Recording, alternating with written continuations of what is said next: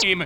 One, though, was playing at the end last year, Kevin Fontana. That's right, Tom. And Fontana is an excellent two-way player. He's one of three great running backs in the backfield, over 1,000 yards, and he also never comes off the field. He's also involved in all the specialty teams. Well, actually, I meant Jeff Fontana, who's emerged into his own this year. Kevin Burns defensively leading a Libertyville team, but, they have gotten here a lot in part through their defense. And he had a big interception last week against Rolling Meadows. He has 10 now. That's a school record. And he'll flip-flop from side to side, cover the toughest receiver on the other side of the ball. Meanwhile, for the Trojans of Cary Grove, well, you grow up in a football atmosphere as Brian Mitz has. You expect a lot from him, and he's given a lot this year. He certainly has, and he has the ability to scramble, too, and has excellent speed. He's really nifty with the ball. He'll run their offense, and as Morgan Park saw last week, he can break out on the scramble and break your back. He won the ball game with that last touchdown. That is Alex Kuba, part of a defense for Cary Grove that really did a pretty good job shutting down Morgan Park to get him here to the finals. He's very active as a tackler with 75 solos, and we'll see him all over the field today.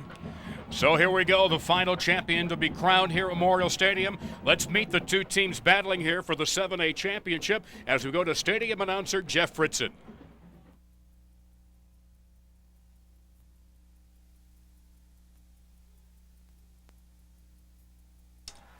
Ladies and gentlemen, here are the starting lineups for the Class 7A State Championship contest. First, the defense for Libertyville.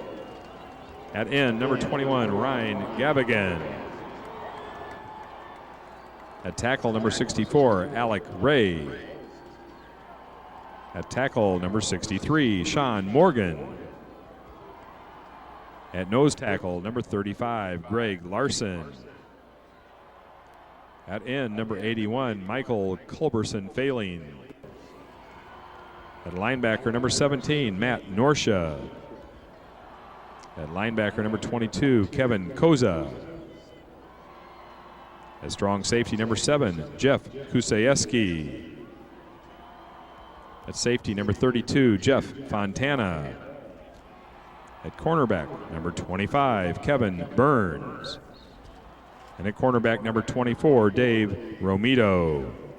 The Wildcats are coached by Randy Kusayeski. And now the starting offense for Cary Grove. At tight end, number 83, Tom Oswald. At tackle, number 76, Ray Anderson. At guard, number 59, Vince Phillip. At center, number 65, Chris Nagorny. At guard, number 60, Tony Calabrini. At tackle, number 79, Drew Ludke. At quarterback, number 7, Brian Mitz. At fullback, number 36, Will Yoshis. At running back, number 12, Adam Pilley. At running back, number 24, Andrew Burries. And a split end, number 28, Dylan Capello. The Trojans are coached by Bruce Kay.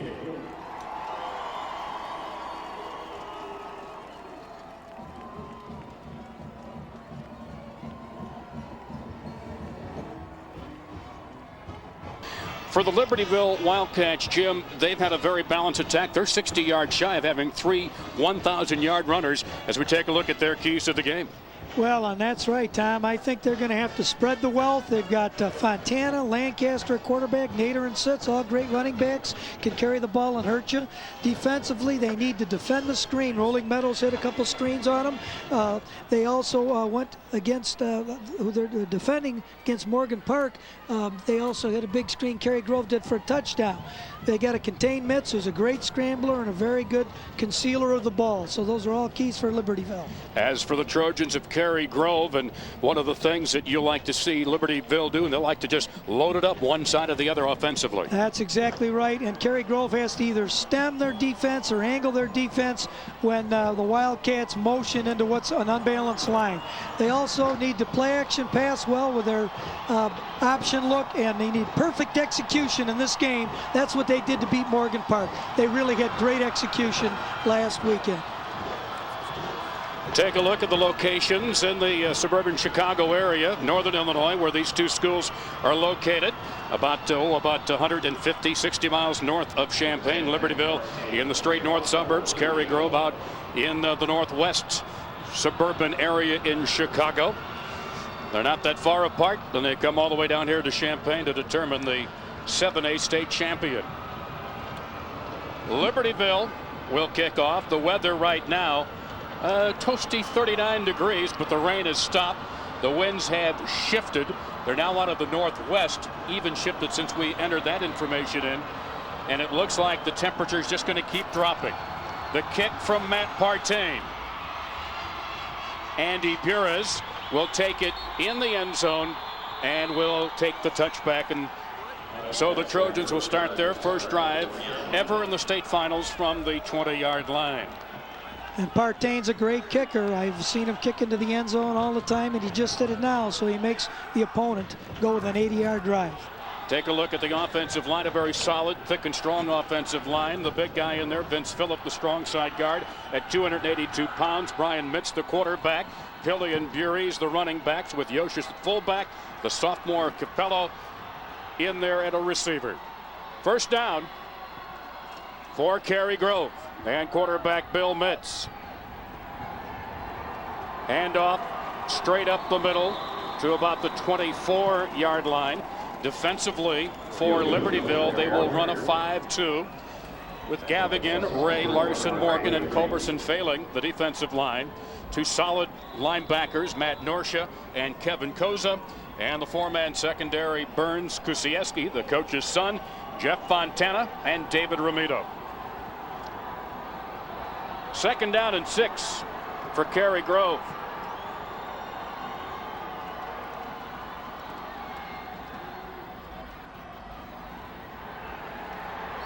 That is Mitz keeping after faking to not one but two men in the backfield.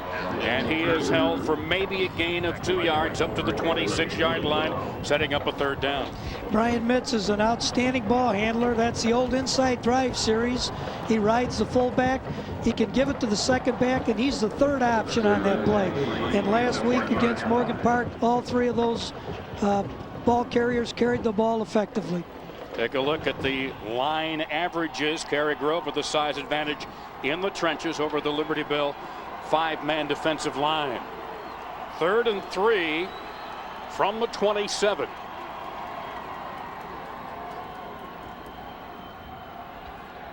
And again, Mitz trying to hang on to it. Hit immediately by the defensive end, Ryan Gavinen, and he'll get no gain, maybe a loss on the play, and bring up 4th down. Nice job by the corner also. David Ramito involved in that. He has a big series right off the bat. 3rd and 3, get 0 yardage. And Mitz here is our punter also. He will punt, and the single man back is Jeff Fontana for Libertyville. He'll be punting against the wind. Earlier today, this would have been with the wind, but the fronts come through. The temperatures dropped noticeably. Fontana with the running catch, and he's on the Cary Grove side of the 50, still on his feet to the 45-yard line, and great field position for the Wildcats after the 28-yard punt, 7-yard return. The offensive line, the big prospect there, David Moosman. He's got some of the big universities in the country looking at him. Kyle Rhodes, Pat Engel, Nick Kreitman, Eric Piquel, the offensive line. There's Lancaster, retired a year ago with Fontana, Nader, Tom Sitz, a big surprise this year, Kenley and Swan rounding out the offense for the Wildcats. They'll run out of a double wing T formation. And here is the handoff coming around the near side. This is Nader. Defensively, a 3-3-5 setup for Cary Grove has been a big reason for their success this year. Kuba, Philippi, and Stark are on the front three in the line. The three linebackers, Pasalia, Kuykendall, and Mago. And then in the secondary, they've been facing a lot of passing teams. Coons, Krupp, Kuba, the sophomore Capello, and another sophomore, Andrew Lorman. Got trips up to one side, single back to the other. Fontana gets the toss. Can he get outside? Strung out nicely. Forcing that play inside was Coons, the quarterback on the right side. He really did a good job forcing that play to the sidelines. He did. They came out Libertyville in that bunch set, ran that toss sweep, trying to stretch the perimeter of the defense. They will also motion that other wingback through the formation on that play and really try to overload on the offensive side. There's Jim Shear on the sidelines who works with the offensive coordinator. Up atop, Carl Jenrich calling plays. From the 40 of Cary Grove, it's 3rd and 5.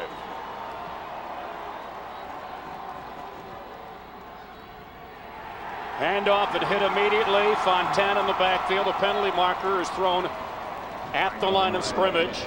Blake Kuba made a real good play inside there, number 3. Last week he was hobbled a little, but he's a very competitive player. Now, this is a Cary Grove defense, and that penalty is going to be against the Wildcats. The Cary Grove's defense did a pretty good job on Morgan Park's very explosive offense. Our officials for this game, and you take a look, Stephen Terlinski, George Casper. Holding. Offense. Penalties refused. 4th down. John Jacobs, the referee, as you heard, James Gluckert, and Ken Kessler.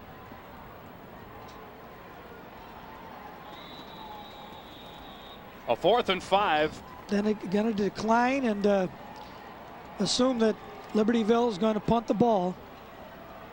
So both defenses stopping the opposition, 3 and out on the first series. Fontana back in punt formation. Nice angle. They'll let it bounce. It keeps rolling. It keeps rolling, and it's down inside the 5-yard line. Well, as a returner, you're not going to return it inside the 10 anyways, and they just got a great bounce, did Libertyville. Did that intentionally, though. As soon as he caught the snap, he turned his shoulders to the right corner and soft shoot it right into that position. Reminds me a lot of the field position that we saw earlier today when Joliet Catholic kicked the ball down and stuck their opponents in a bad situation. So Cary Grove needs to really put something together, be patient here on their own 3-yard line.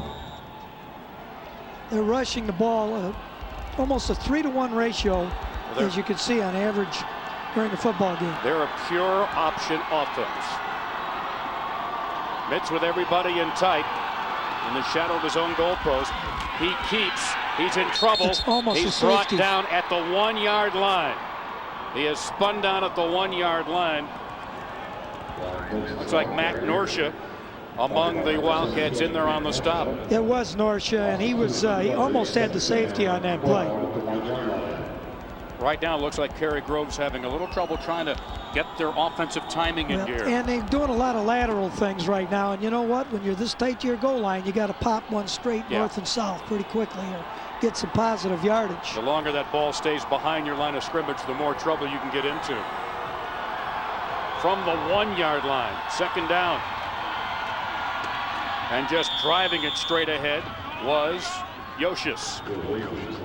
That's a good call down there. Get yourself a little breathing room.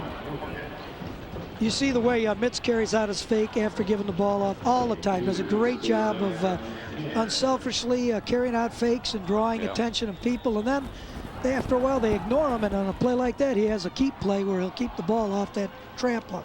Mitz, a 3-year starter. His passing, though, has really improved this year, according to Coach Bruce Kay. It is 3rd down and 10 yards to go. Double slot motion.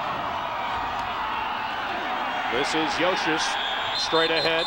Not much. Right now, you're just trying to hold on to the football. Exactly. And then give it to your punter to try to bail you out of field position. Exactly. That was the inside drive. Gave it to the first back that time.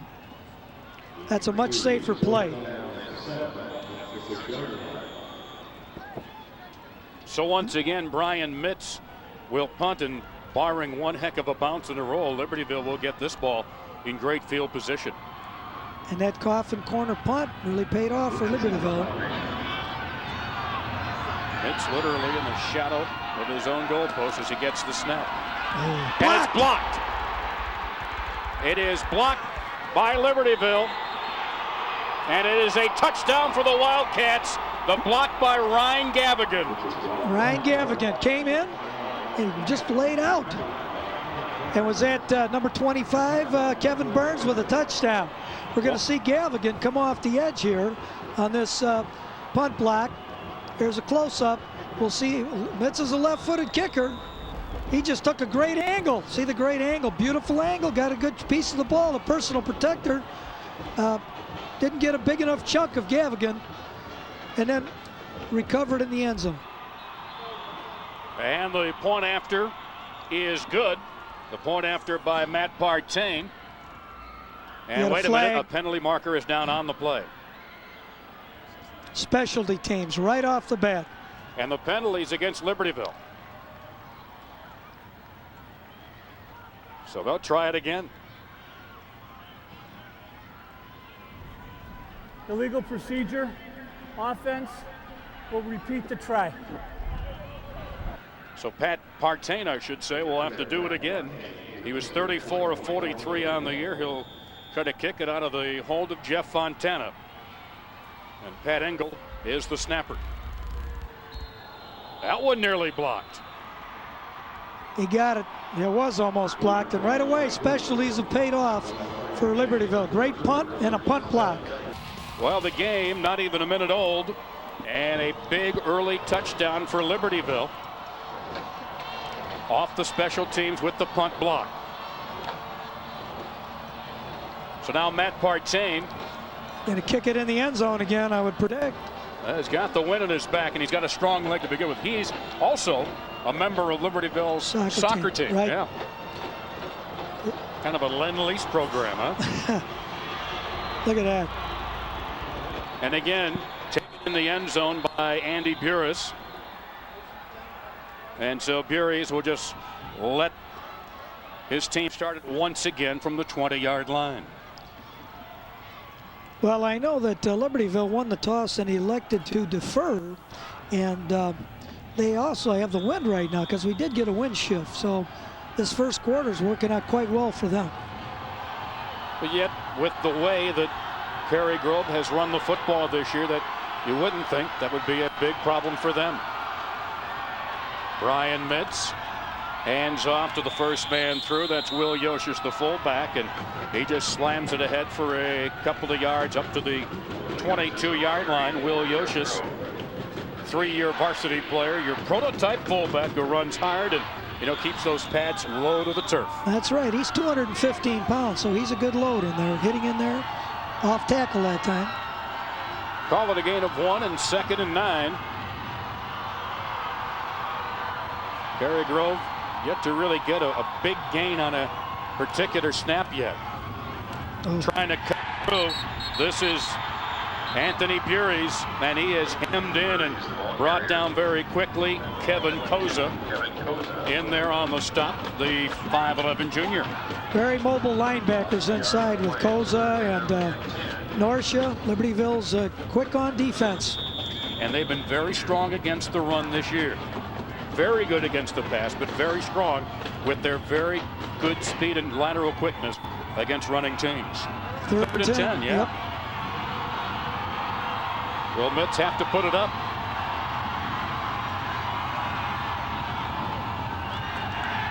Mitz wants to throw. He's going to run it. And he's corralled down from behind at the 25-yard line. And it looks like Ryan Gavigan corralled him from behind. He caught up with him and he did. Down on the turf. Yeah. 4th down and 5.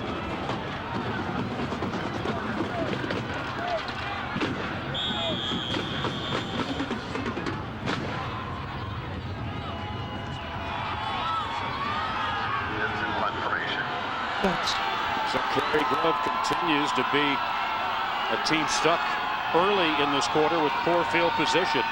Brian Mitz will punt this one away. Jeff Fontana trouble coming up with it cleanly. And he is in trouble, and great coverage by the Trojan special teams, dropping him back at the 40-yard line. A loss of 5 on the return after the punt by Mitz of 30 yards. And once again, Ryan Gavigan was in there threatening the punt as personal protector. Yoshis, he starts on the right side, which is a little bit unique with a left-footed punter. And that time he went across the formation to block Gavigan, and it was good that he did. Otherwise, Gavigan would have had another block. So from the Wildcat 40, Brett Lancaster will set him up 1st and 10. There's that unbalanced line. And the toss sweep goes to Tom Sitz. He gets to the sidelines and a 1st down, and he's out of bounds at the Cary Grove 47-yard line. And there you had only 2 blockers to the right. Once Sitz went in motion here, you'll see everybody else is on the left side. They're really trying to outflank Cary Grove's defense, and they really did a great job there. And Nader was involved in the blocking, a lot of blocking, and these guys block for each other because they all carry the ball effectively also.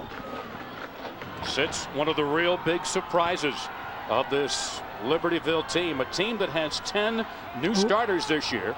A fumble on the snap, and Lancaster just trying to make something out of nothing, and they'll give him progress to the 45-yard line.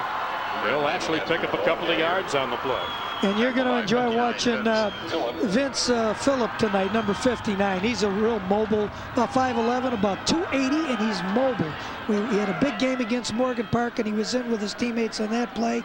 He goes after it. He's got a real low center of gravity and moves well laterally. Yep, 5'11", 280. That's bowling ball shape right there. Yeah, this one can move too. Great mobility he's got. So it's 2nd and 8 from Cary Grove's 45.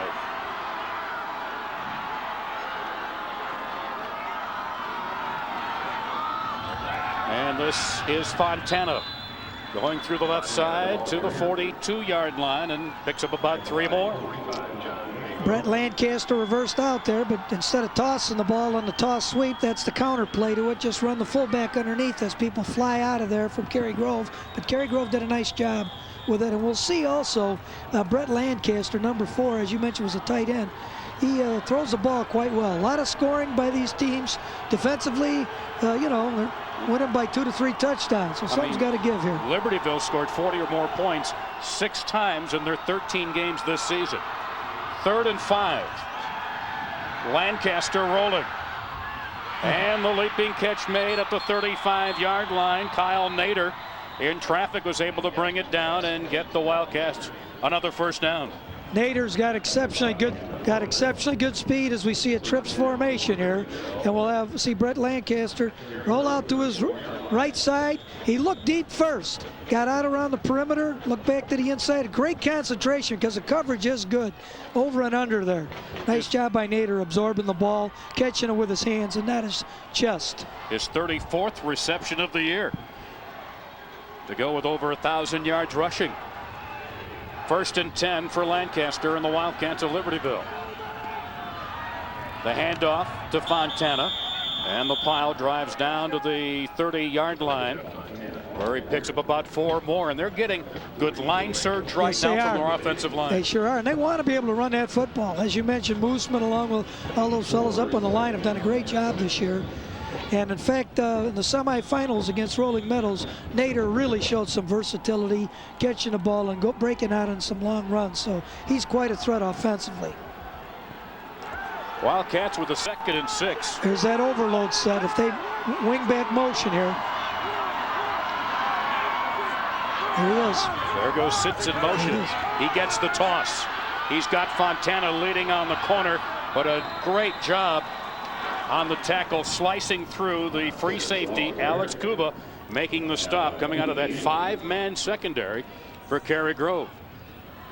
You know, this was a Cary Grove team. As you take a look, this year Libertyville, 34 rushing plays per game versus 9 passing plays a game. They're giving up about the same amount passing-wise that they're getting. So it's been the rushing game that's been huge. That's exactly right. They're playing, right, and playing good defense. From the 27, it's 3rd down and 4. Comes your trip set again.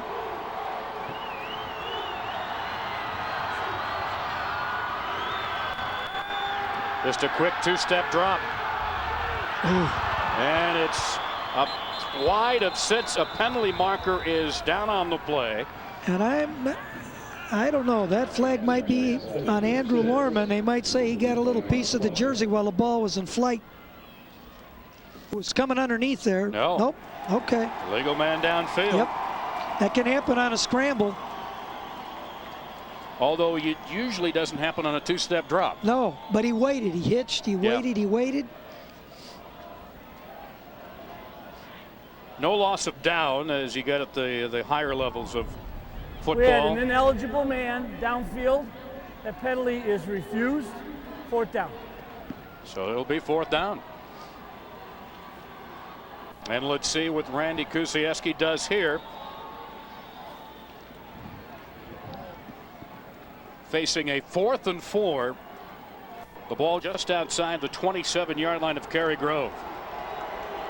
Big play for both teams. Trips formation.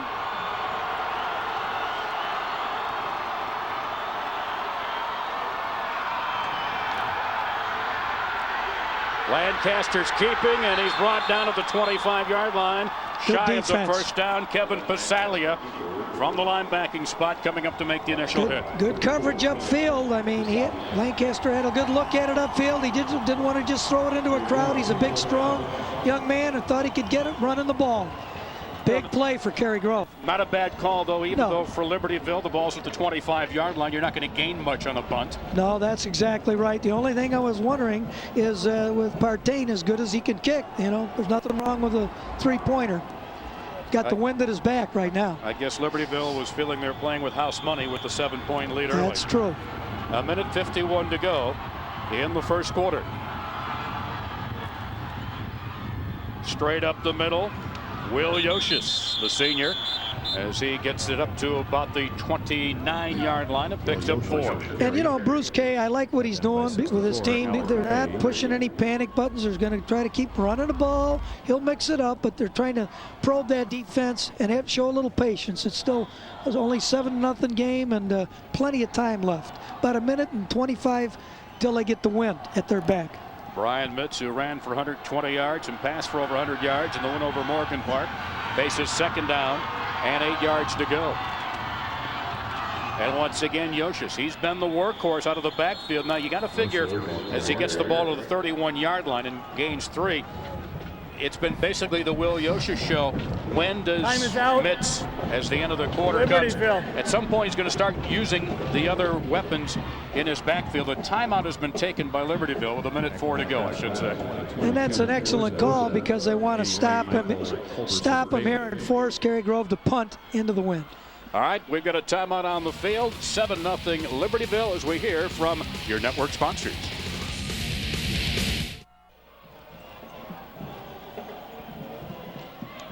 Welcome back to Memorial Stadium in Champaign, where the wind has shifted around. It is really gusting in out of the north, and it has dropped the temperatures. Libertyville with the early lead in the final minutes of the opening quarter for the 7A state championship. And this is a game that Libertyville, frankly, has been aiming for since the bus ride home from this stadium 1 year ago after the tremendously emotionally tough double overtime loss. Boy, that's true. We saw a great football game, Oswego and Libertyville last year. A lot of these guys were playing different positions. Some of them were watching a little bit.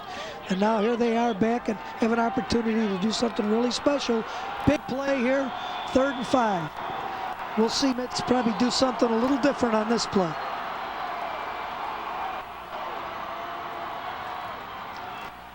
This time Mitz keeps after the fake to Yoshis, and they're just not getting anything at the line. Libertyville's plugging up the gaps, and they're getting penetration at the line and causing havoc there in the backfield for the Trojans. They certainly are, and that is the next step of that. Greg Larson was involved in that. Did a nice job, number 35. Real quick. They've got a lot of quickness. He's 230 pounds, but I mean, these guys really move. They have a very mobile defense. And another timeout taken by Libertyville. They want Cary Grove to punt against the wind. And that's how big a factor the wind is. If you shoot a picture of that flag, you'll see that thing whipping. It must be 25 miles an hour right now. Yeah. And that makes a big difference in the whole field position situation. Here's Coach Kusiewski He's got a son playing on the team. What a thrill that is. Well, for you basketball fans who have been following Illinois basketball over the years, you want to get a copy of Sweet Charlie, Dyke Kazzy, and Bobby Joe. You can go to www.ihsa.org and you can order it right online. It's going to be full of just fantastic legends and lore and just reminiscing of a great era of Illinois high school basketball from the 40s to the 90s by the guy who was there watching it all the way, Taylor Bell. Quite an expert on football also was Taylor Bell. Here's the punt by Mitz. Didn't get it all. And good field position for Libertyville as the Trojans surround the ball as it finally comes to a stop at the Wildcat 40-yard line. A 28-yard punt for Brian Mitz. And so, you know, if he punted with the win and got another 20 yards, that was good, worthwhile timeouts called there by Coach Kusiewski to get his Libertyville squad better field position. So now the Trojans will go on defense. This is the only score in this game coming on special teams. A blocked punt in the end zone, giving Libertyville the lead 56 seconds into this football game. Brett Lancaster under center with Fontana in the backfield, and Lancaster wants to throw, but that play is stopped and penalty markers thrown at the line of scrimmage. Early motion will be the call against the Wildcats.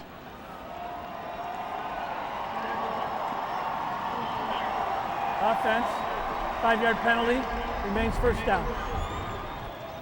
Libertyville still has 44 seconds in this quarter to work with the wind at the Wildcats' back. Planning on throwing there on first down, utilizing the wind when they have it. Penalties have been a problem often for Libertyville's team this year. At times, they've been their own worst enemy, stopping their own drives. Lancaster with a medium drop and airs it and throws it beyond the reach of J.R. Kendley, the wide receiver, a 6-foot senior. Kendley ran a curl route, but the ball was overthrown, trying to hook up for a first down. Lancaster actually has a very quick release. And I noticed that last week, and he's a catcher on the baseball team, so now I understood why. They get rid of that ball real quickly. He's got a very good arm, a rifle arm catcher, he's been described. Threw just 3 times a week ago in the sloppy conditions against Rolling Meadows. There you see the pretty average line weight. Both sides. There's a lot of beef both sides of the line when Libertyville has the football. This is Sitz trying to get outside.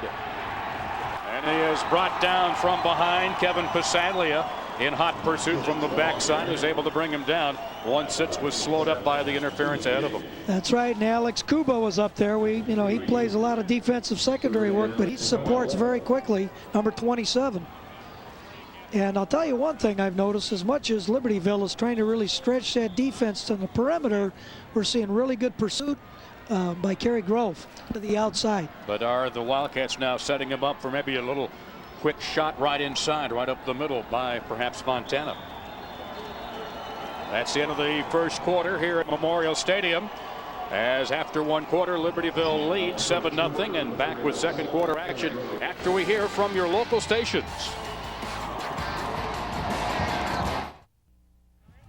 And we're back at Memorial Stadium. Libertyville leading Cary Grove 7-0 here as we get ready to start the second quarter. In 2000, Brian Mitz was walking the sideline, and his dad, Bill Mitz, was coaching Stevenson here, and now you kind of changed roles, haven't you, Coach? Yeah, hopefully the outcome will be different tonight, though. Hopefully the Trojans will get the victory here. Now, you're coaching, he's playing. Do you get to see him play much? Got to see him play about 9-10 games this year, so it's been very exciting, yes. You must do some creative scheduling. Our school did a lot of creative scheduling for me this year. It was just great. Tell me about Brian, what he brings to this team. Hang on 1 second. Draw! Oh, no, went outside. Oh, clip. Always a coach. Sorry. He brings some good senior leadership to the kids, and it's just a great senior group. The whole team is great, and he's got that one dimension. He's got some speed. You're kind of the unofficial member of the coaching staff. We'll let you get back to work. Thank you. All right, Coach. Good luck to you. All right. Bill Mitz of Stevenson High School, closely keeping an eye on his son and his son's team here from the sideline. Guys, back up to you. You know how long it took me to get Covert to break him of that habit, yelling, "Draw, draw!" That's true. Bill Metz has done a great job at Stevenson. His son's probably got quite a bit more speed, though, than Bill did, don't you think? Well, he looked like a lineman more. I tell you what, Bill's wife says, you talk about the consummate football household, that's the Metz household. Holding, offense, penalties refused. 4th down. And a 4th down coming up for Libertyville. They had a nice Fontana little was run. bumped out of Yeah, bounds. he had a nice little run off that overload set with Fontana coming back. Looked like a sprint draw, more like Coach Metz had just mentioned. 4th and 5.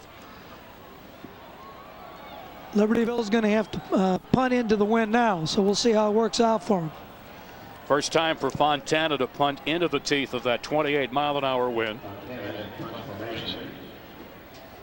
And 2 deep men back for the Trojans. He's running with it.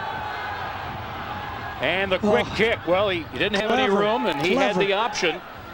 And it takes a Cary Grove bounce, and it's down at about the 36, 37-yard line. He had the option all the way. If the room is there, you can run. If not, give it a kick. Australian football. 18. First touching. Yeah, except we don't have the guys with the white hats underneath the goalposts with those signals and the flags. Looked like a fake. He looked at it, and then he soft kicked it. Got a bad bounce, so Cary Grove's got good field position. I think we're going to see the ball in the air a little bit this quarter also, Tom. Trojan football from the 37-yard line. First down for Brian Mitz and company. Double slide again. Yoshis. Fumble. Dive. The ball looked to be on the turf. It was. The tackle, Drew Ludke, came over to cover the football. And it's progress down at the 39-yard line. Got a pretty lucky bounce on that one with Yoshis hitting into the center of the line, as we'll see here. There's the ball squeaked out. It's already on the ground. I'm yelling fumble, but you know what? Nobody else saw it. We got a great angle up here. That's the great thing about instant replays. 2nd and 8. Pulled it. Keeping it is Mitz. But he can't turn the corner, and a great tackle coming up.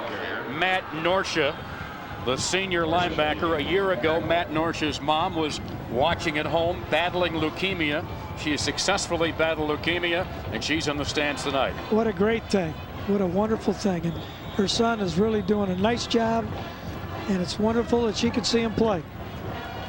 160 carries or attempts this year for Mitz. He's one of their main ball carriers. They haven't broken him out yet. 3rd and 7. Cary Grove has not broken off a big play yet. Now it looks like Mitz changing the play at the line of scrimmage. And it's Yoshis popping through to the 45-yard line. He got an extra yard or 2 after contact, but not enough. Again, Norsha involved in that play and doing a great job defensively. This is a very aggressive, very quick Libertyville defense. They don't look pretty at times, but they get the job done. They've been able to overcome again some penalties this year. And early in the year, they had an offense. They scored 40 points each of the first 4 games, Libertyville did. And they shut the run game down quite well. And that's why, they've been picked off quite a few passes, because they force a team into throwing. It's not like a team throws when they want to. They have to throw when they have to. Dead ball. Delay a game. That one taken willingly, it looked like, by Cary Grove, giving him a little bit more room with the wind at his back for Mitz to punt the football. We had mentioned Kevin Burns earlier, has 10 interceptions this year. There's some whole secondaries that don't have that many interceptions. So they've seen a lot of balls in the air against them, and it's usually after they've shut down the run game. Burns is deep with Fontana for Libertyville, awaiting a punt from Brian Mitz. Better keep an eye on Gavigan up there. Not a good punt with the wind. Shanked out of bounds, and it's going to be outside the 40-yard line. 41-yard line for Libertyville. A punt of only 19 yards. Well, you take a delay of game, you're figuring your kicker, Mitz, is going to get a little better foot under the football. And I misspoke earlier. Mitz is a right-footed kicker, left-handed thrower, so that's why we got that personal protector over on the right side. Makes sense now. That's a different kind of ambidextrous. Yeah, really, huh? Very much so. That means you can run the ball well either way. It really confuses baseball announcers like me. I have no idea. I guess you have to consider him somewhat of a left-hander. 9.5 minutes to go in the first half. They march to a different drum as it is. This bringing it around the side. Not able to turn the corner. Kyle Nader. Slower developing play. That's kind of Libertyville's inside drive series. We'll have a chance to see here at the ground level. Ride the first back up. There's Nader coming through as the second back. Took him a little while to get there. He rode the fullback first. Then Nader coming through on the second carry. They're hoping that the fullback draws linebackers and he gets more room to the outside. They lost a yard on the play. Exactly, and you know, Cary Grove's playing pretty good defense themselves. 2nd and 11. It just seemed that Lancaster held that ball out there for the longest time, waiting for Nader to get there. This is Fontana trying to cut back in and drives up to the 43-yard line. In there on the stop, Kevin Pasalia, one of the Cary Grove linebackers. And Vince Phillip is pretty mobile and active in there, also in that defensive line. Bringing up a 3rd and 7 here. This game has taken on quite a defensive tone to it right now. Sure has. I mean, we're looking at a 7-0 ball game, and neither team has really ripped off the big gainer yet. Patience is a virtue. Henley and Swan are wide at the top of your screen in an empty backfield. Oh. That's a busted play. Lancaster trying to turn it upfield. He wanted to hand it off to Nader. Nader ran right by him, and that play stopped at the 46-yard line, a gain of only 2 or 3. Okay, well, we'll have a chance to see number 27, Kuba, who's leading tackler, come up and make the play. Here we are way back here, and we'll see a mix-up here. We'll see this kind of action right here, and that's that speed motion. And as Lancaster opened up to hand off the ball, there was nobody there. So here comes Kuba all the way from free safety to make the tackle. So now it's a 4th down and a punt opportunity for Fontana. And not a good punt there, but down at the 34-yard line is this one. That punt of 22 yards. This game is becoming a battle of Fontana and Mitz as punters, not as offensive weapons. Yeah, that's true. Well, I'll tell you what, you know, we highlighted Kuba, number 27. He was about 10, 12 yards off the football when he came up there to make that play on Lancaster at the line of scrimmage. Well, they knew they had a very quick defense, and that's why one of the reasons why they went to that 3-3-5 defensive scheme this year, to take advantage of that speed. Yoshis, no, this is Mitz. Yep. I knew it was sooner or later he was going to get me. He is that good. In fact, I mean, he fools his father. You can make an excuse for yourself because he was running away from us. He always carries out his fakes, and you know he had his back to you. But whether he has the ball or not, he runs the same way, and that's great execution. Nice gain that time. Yeah, 6 yards. That's one of their biggest gains they've had on a snap of the football. Setting up a 2nd and 4, a situation they haven't seen too much of so far in this game. He got the whiteout out there on an island by himself. This time Yoshis pops through. He got away from the grasp of Kevin Koza and picked up a couple of extra yards and a 1st down at the Cary Grove 45-yard line. Nice, strong running inside. Starting to get a little something going here. And you can hear the Cary Grove fans are getting into it. 1st downs are important. That's how you get those touchdowns. You got to build that confidence and get into a rhythm. Talked about the defensive tempo of this game. That's Cary Grove's first down of the game. 6.5 minutes to go in the first half. Again, the pitch goes back to Adam Pilley, who's been the silent partner in that backfield this year, but he is stopped for no gain at the 45-yard line. Great lateral pursuit by the Wildcats. Well, what we actually had there, we had the first time we've really seen all 3 options of the option. We had the dive, we had the quarterback, and the pitch, but it was well defensed on the line of scrimmage. So 2nd and 9, they do credit him with a gain of a yard. Yoshis, the single man in the backfield. Just one wide out. Bury's in motion. Play action. Mitz wants to put it up. Flushed out of the pocket. and brought down. Ryan Gathigan with another big play defensively. It was his block of the punt that set up the game's only score. And you know, play action passes are so important, but we're just not going to have the time to throw the football. That's the key. Mitz is just setting up, but he's got a lot of defenders around him. They just swarm him from all three angles. So he didn't really have an opportunity to connect on a play action there. You also saw from that angle the rush of defensive tackle Sean Morgan, number 63. It's a 3rd and 10 now for Cary Grove.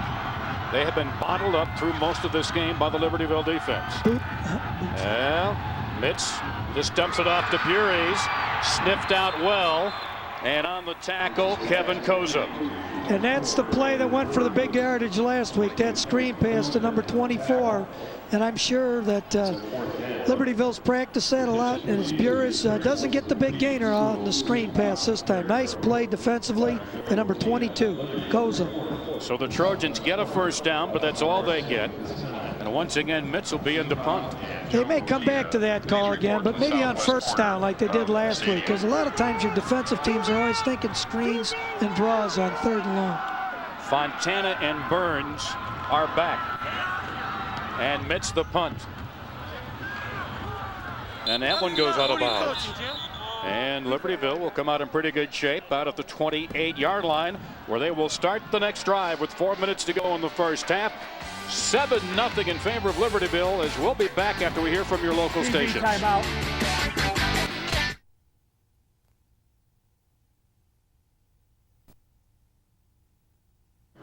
Authorized by the state, by the IHSA to provide action and awards for time fans attending each IHSA state final. Be sure to visit the VIP display here at Memorial Stadium under the east or west main stands before you leave this evening, or visit their website at www.vipis.com for all of your action and awards photography needs.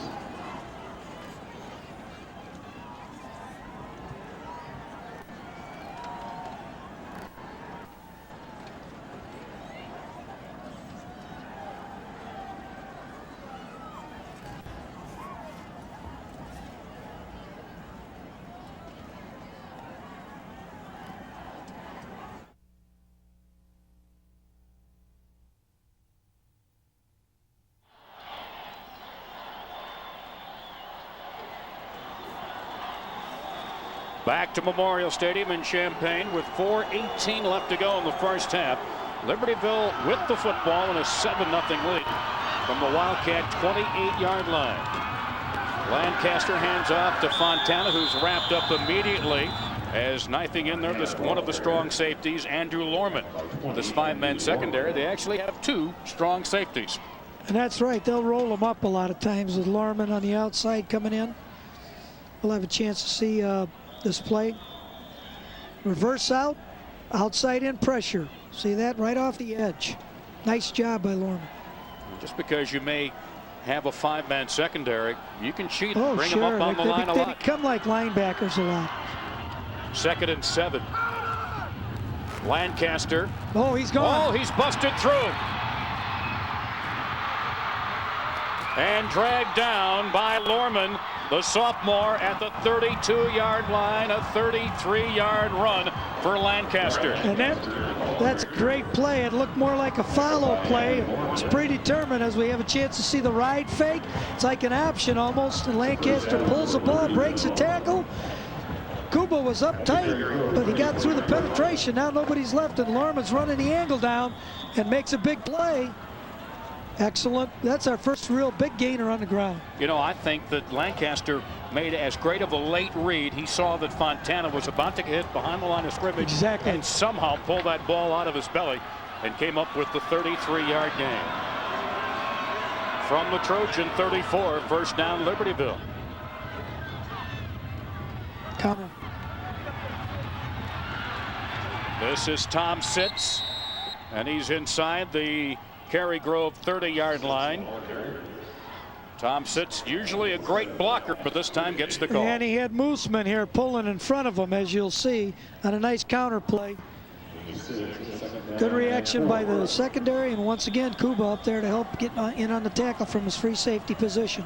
Tom Sitz, a 5'10 senior, 924 yards.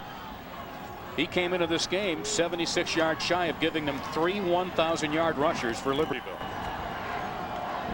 Something Joliet Catholic had this year as they won the Class 5A championship. 2nd down and 4. This is Nader, but whistles stopped that play. They didn't stop the action, and the penalty marker thrown at the line of scrimmage all the way to the far side of the field. A lot of noise. Fontana was the lead blocker there for Nader. It looked like a nice lead off tackle. Well, we got a 5-yard penalty. Illegal motion on Libertyville. That's their 2nd illegal motion penalty. Coach Kusiewski would like to know who was on. Offense. 5-yard penalty. Remains 2nd down. They're in 4-down territory, but that 5 yards is, those illegal procedures they're tough. They nickel and dime you. Yeah, that because it's not like it's an aggressive penalty. It's just a timing thing. Concentration. Just over 2 minutes to go in the first half. Libertyville with a 7-0 lead. Lancaster faking the sits. He keeps. Lancaster's got it on a great fake. Still on his feet. Down to the 20 to the 19-yard line. What a great ball fake. That was a great fake. Had that quick speed motion, the flat motion. We'll have a chance to see him keep the ball off that. And he looked like he had a throwing opportunity at first. He faked the ball to Nader. Great fake to Nader. Here we have a chance to see it down at ground level. Here comes Nader on the counter play, but in fact, there's our cameraman following him. Oh, there he is, Lancaster outside, and then he breaks a tackle. He's strong. Drops his shoulder, gets extra yards after contact. A 15-yard gain, has the ball at Cary Grove's 20-yard line. 1st down.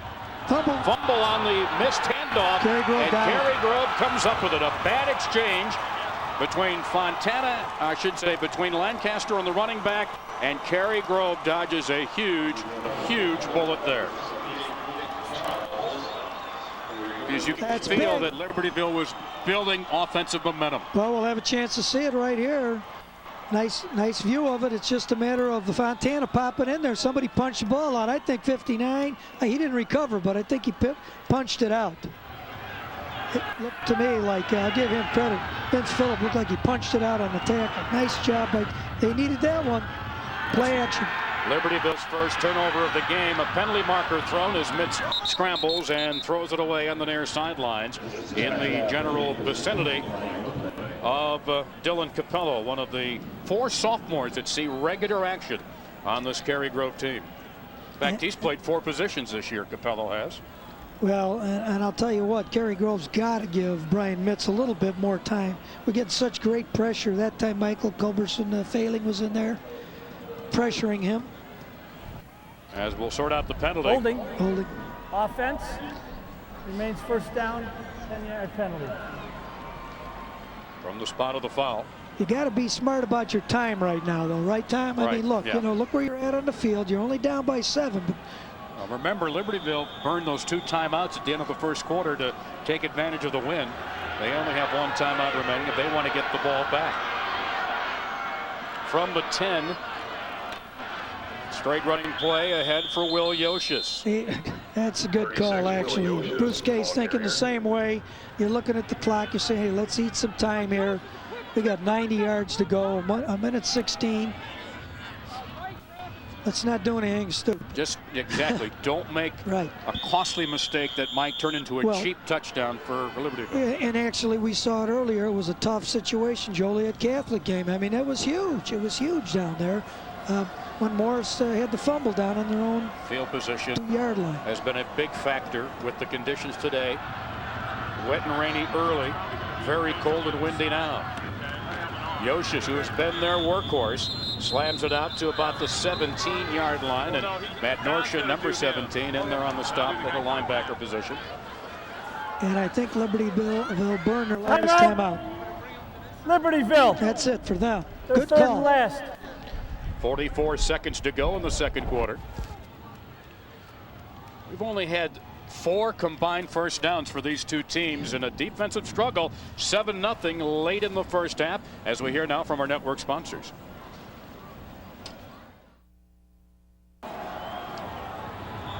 After the timeout, 44 seconds remaining. Cary Grove with it, 3rd down and 12 yards to go. And the ball to keep the clock moving. He's going to roll out. Mitz rolls. Now he wants to come back and just stay alive as long as he can to eat up some time. He's finally plowed under at the 19-yard line. That was called Brian Mitz drop back, buy us some time and look for a little scramble situation, right? Good call. Or 20, eat some clock there. Depends what time they just set the whistle, blew the whistle now, so they do not even have to punt the ball. Very smart, ate up time. Yeah. And it's the little things like that make a difference. Now there's no chance to block the punt return, nothing like that. So the whistle blew with about 19 seconds left. There'll be no delay of game. That little roll around, dance around was a good call. Well, neither offense has scored in this one. The difference is the block punt for a touchdown recovered by Libertyville with barely a minute gone in this football game. Let's go down to the sidelines and our Don Johnson. Don? Down on the field with Coach Randy Kuzieski, 7-0 at halftime. Turnovers are very key. You guys were opportune in doing that, Kuz. Well, what are you going to have to do at halftime to generate some offense? We got to make some adjustments. The defense is playing great, but we can't. Every time we move the football, we have a penalty or a turnover, so we got to get things squared away on the offensive side. How important is the field and the wind conditions down here as far as you thinking about throwing the football? Well, I mean, it's almost impossible to throw unless it's a 5 or 10-yard pass. Other than that, there's not even any sense in trying it. Okay, good luck in the second half, Coach. Thanks for talking to us. Let's go back upstairs. All right, Don, thank you very much. Well, we got it straight from one of the coaches right there that it's really a tough chore to try to throw the football in these conditions at Memorial Stadium. We've got lots more coming your way from Memorial Stadium as halftime festivities continue after we hear from your local station. On this chilly night in our Lee Hall. All right, Tom, thanks a lot. Well, it is a little cool down here, but thankfully that rain stopped, and we are about 20 minutes away, 24 minutes away, I guess, from crowning a state champion in 7A. The Cary Grove cheerleaders think that it's going to be them, don't you? Yeah. The Cary Grove Trojans making their first appearance in a state championship. It's got to be exciting. Yeah, it's definitely awesome. It's our first time at state, so we're really excited. What's your name? Stephanie Thornton. Stephanie, tell me about your squad. What makes you guys special? What kind of things do you do? How hard do you work in the off season? Oh, we're awesome. We've started in the middle of summer. We've just been working hard every week. At least, we have 5 practices a week, so it's definitely unbelievable. We are a great squad. I'm definitely really proud of us. All right. I know you guys are shivering and cold because you've been sitting here waiting for this big interview, so now go ahead and do a cheer and warm back up. T-R-O-J-A-N-S! Hey, we are the Trojans, and we are the best!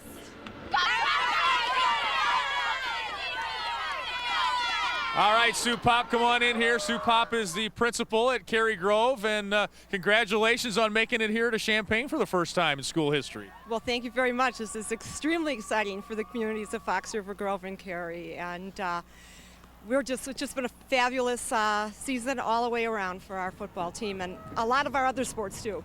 Tell us about this football team. They maybe a lot of people didn't expect them to be here. You beat Morgan Park in the semifinals, and here you are. Well, that's right. And, at the beginning of the season, I don't think we were even ranked or discussed at all in the trib. And so this is really exciting for us. You talk about some of the other teams that have had success. Tell us about them.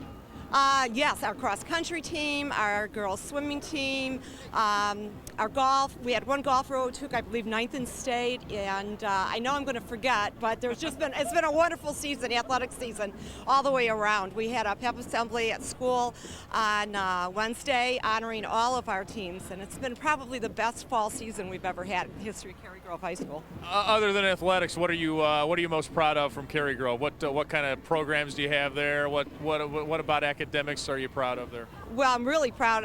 Our academics, our scores are some of the highest in the county, and so our kids are really very good students. They work hard. Also, though, we have a really large community service organization called Interact, and our students right now are working on a snowsuit drive, and they're working on collecting toys for needy children, and we have more than 300 students, I believe, in the school that are involved with that. Life lessons too. Thanks a lot, Sue Pop. Congratulations on making it here. Have fun tonight. Thank you. All right, are we going to go to a break? All right, let's go to a break, and we will hear from the Liberty folks Libertyville folks coming up after these local messages. Okie dokie. Captain. And we're back at Memorial Stadium. Libertyville leading Cary Grove 7-0 here at halftime. We are midway through our Class 7A state championship game. We just heard from the ladies from Cary Grove. And now, may we introduce the cheerleaders of Libertyville.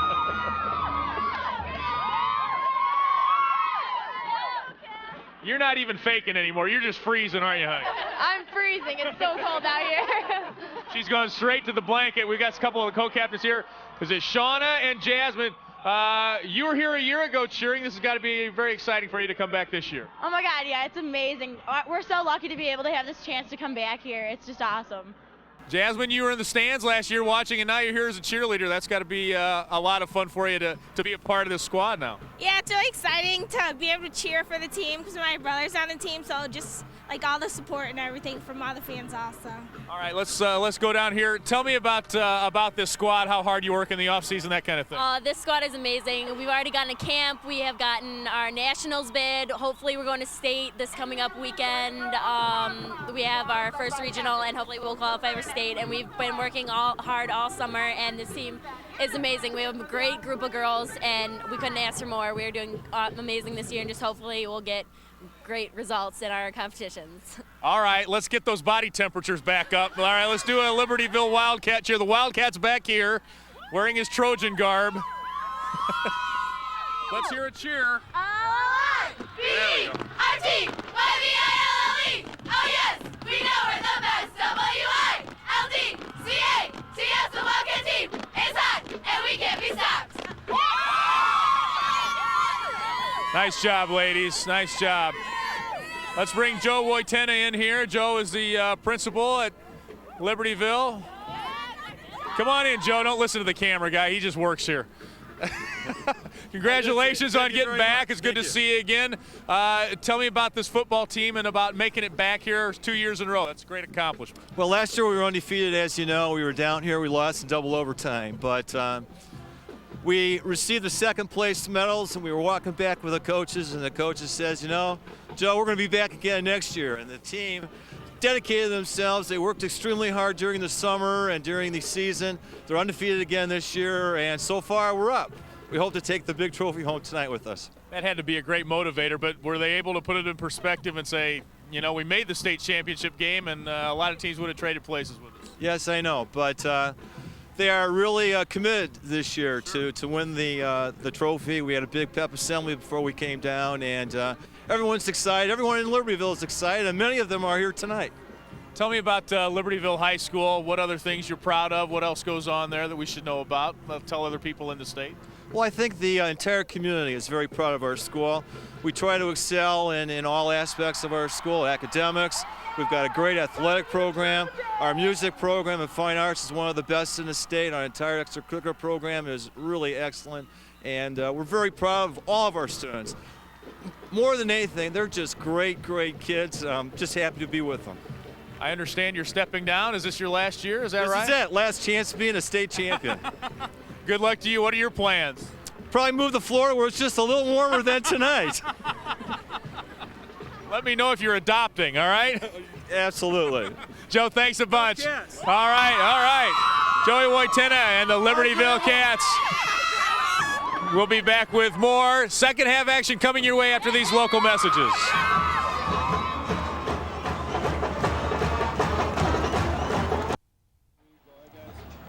Well, we're nearing the end of their halftime here in our battle for the 7A state championship.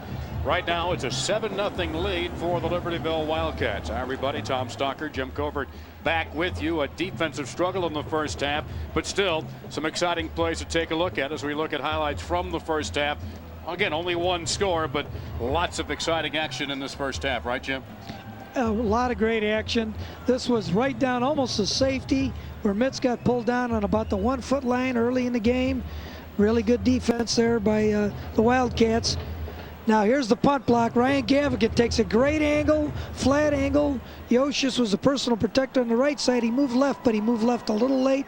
Recovery in the end zone. Burns. He's got 10 interceptions. Now he's got a touchdown in the state finals.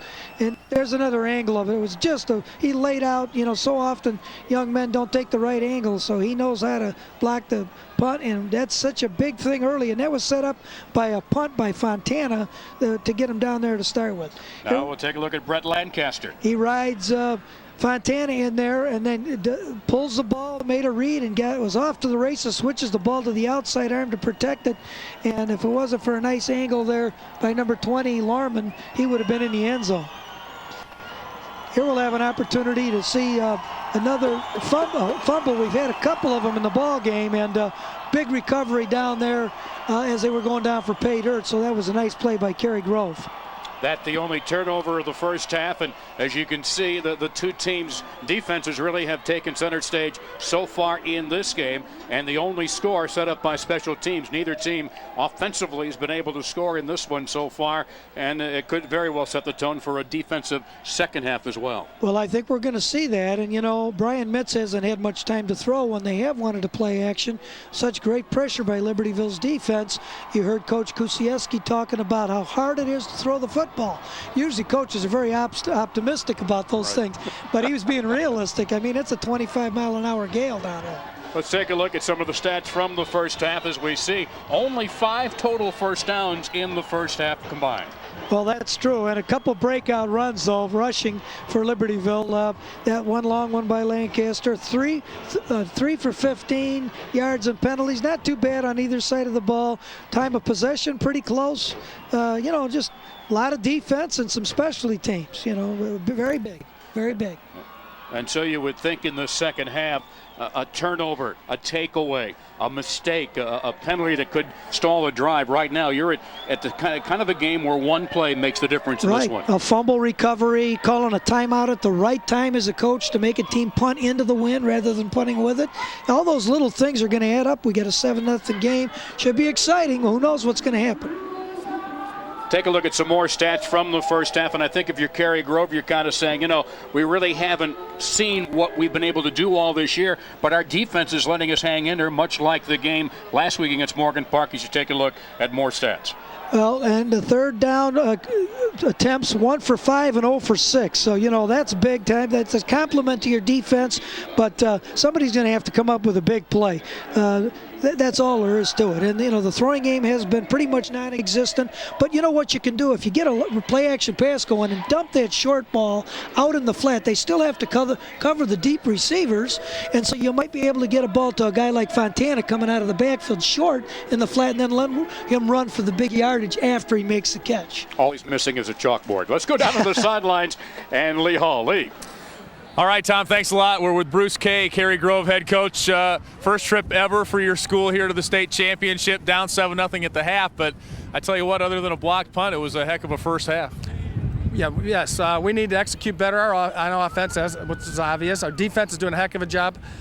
We need to play better field position ball when we do have the wind. We need to punt the ball and get them pinned down like they did us. They did a very good job of taking advantage of the wind. All right, Coach, good luck to you. Thank you. All right, Coach. Back upstairs to you, Tom. Well, exactly. That's what Bruce said, is that they have just not been able to get that ball in a situation where they can be a little freer, a little looser offensively as well. Well, that's correct. And, they established Yoshis a little bit there inside in their running game, but they need Mitz to be able to get out on a breakout run, even to throw the ball where he can scramble. The ability to scramble or change directions could turn out to be a big play for him, like it was against Morgan Park. All right, coming up the third quarter in our 7A state championship game. But first, we will hear from your local stations. So there you see Don Hansen teeing up the football as he's getting ready to kick it off for the Trojans to begin this third quarter. The wind will be at Cary Grove's back here in this third quarter. And obviously, Libertyville will be gearing up their offense into the teeth of that wind, which has obviously dictated what these two offenses have been able to try to do, at least so far in this ball game, Jim. That's right, and we heard Bruce Kay talk about what a nice job Libertyville did managing, their specialty teams and also taking timeouts and utilizing the wind advantage. Right now, Cary Grove's going to be kicking off with a win and needs a stop and needs to get something going offensively, taking the ball away from the Wildcats. Kick into the end zone by Hansen and not even returnable for Fontana with that strong win, and so Liberty will have it at the 20-yard line. 80-yard drive is what you need here, and you get up 10 yards at a time. So nice kick there, and very nice job by Don Hansen kicking into the end zone, just as Matt Partain did for Libertyville when he had his wind to his back. This is how you hopefully start getting field position back on your side, if you can get a good kick into the end zone like that. And so let's see what Brett Lancaster and company do for Libertyville from the 20 as we start the third quarter. This is Nader, who has been really big for them out of the backfield in the playoffs. Nader this year with over 1,000 yards in the season, coming off of a 100-yard, 3-touchdown game in the semifinals. He seemed to slip a little there as he made his cut. The footing has been good. Nader also, I know, Tom, is I think he set a touchdown record last week as a number of touchdowns for a player at Libertyville. 25 now. Gain of only a yard for Nader, and it's second down and 9. They'll take one more tonight. Kenley is the lone wideout to the top of your screen. And this is Tom Sitz. And he is bottled up for a loss on the play by a very aggressive Cary Grove defense, losing a yard at least on the play, and it'll be third down and long. And once again, Larman's involved in that, when you get that lateral motion, you are getting misdirection, but you've got very fast defensive players on both sides of the ball. That's why the play that broke when we did see it was that follow play by Lancaster, where it was straight in there with Fontana, and he followed him right up the hole. Here we go, big play right away, 3rd and 10. Ball's back at the 20-yard line. 4 quicks, double slot, double wide, something a little different. A quick drop for Lancaster, flushed out of the pocket, and he's going to have to run. He's got a block, and he gets up to the 29-yard line, but shy of the first down. He had Fontana trying to get him some room, leading the way with the block, but he's shy, and it'll be a 4th down, and Libertyville will have to punt against the wind. Nice scramble, just as spreading the defense out with that formation, giving him an opportunity to run a little bit. 4th and a yard. So Fontana will punt, and Andrew Buries and Lorman are back deep, and that's going to go out of bounds. Wow. And that's going to be on Libertyville's side of the 50-yard line. Excellent field position for the Trojans at Libertyville's 48-yard line, only a punt of 19 yards. 19-yard punt, and this is just what Bruce Kay wants his team to establish early in the game. Kicked it into the end zone, a defensive stop. There's your defense working, your specialties working, and now they gave their offensive unit the ball in perfect field position. Let's see what they can do now, the Trojans, on this series. Double wing offense. Yoshis, the single man in the backfield behind Brian Mitz, the quarterback. And Yoshis slamming straight ahead. The pile being driven all the way to the 45-yard line. Hard fought 3-yard gain for Will Yoshis. Establishing the fullback first. If you don't do that, then the quarterback and the pitch man won't have the same opportunities. Let's see if they blend in a play action pass this series. They have the win now. They need to use it if he gets the time. If Mitz gets the time. He hasn't been able to get the time to really throw. Fletcher wide out to the top of your screen. On a 2nd down and 7 for Cary Grove. Second man through getting the call, Andrew Buries, and doesn't get much. Back to the line of scrimmage. Ryan Gavigan in there on the second man through. Number 21 made a nice tackle. Well, he's had a big game tonight. He sure has. He had that punt block. We'll get a nice ride here. Second man through. There's Gavigan coming right down. Number 21 beating his blocker to the inside. Made the play. 3rd and 7 now. Big 3rd down conversion opportunity for Brian Mitz and his Cary Grove Trojans.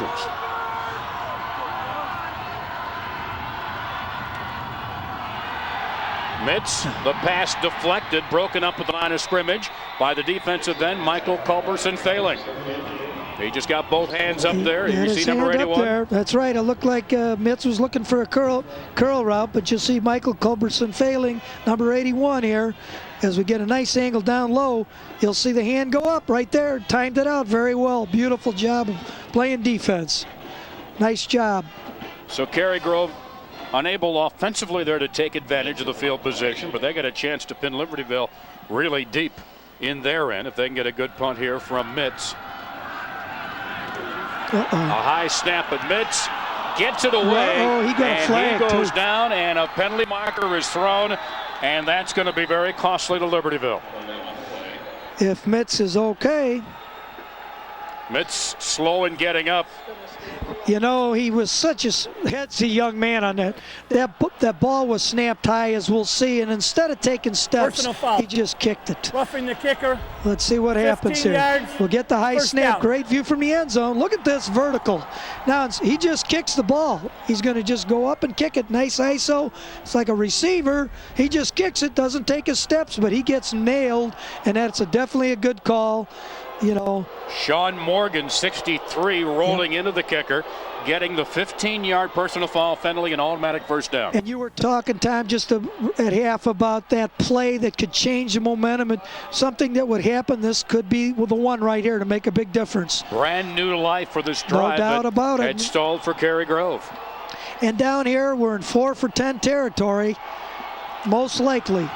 It's at the Libertyville 30, 1st and 10.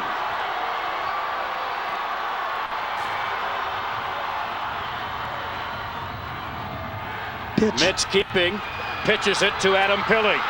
And Pilley close to first down yardage near the 20-yard line. There was a true option. The belly option, riding his fullback. Mitz optioning the end. Pitching the ball to Pilley. Excellent football play. That's the nicest play they've run execution-wise tonight. Pilley, who had a big touchdown reception late in the second-round game against Belvedere, coming up with a big carry there to set up a 2nd and short. Kind of a free play here for Mitz.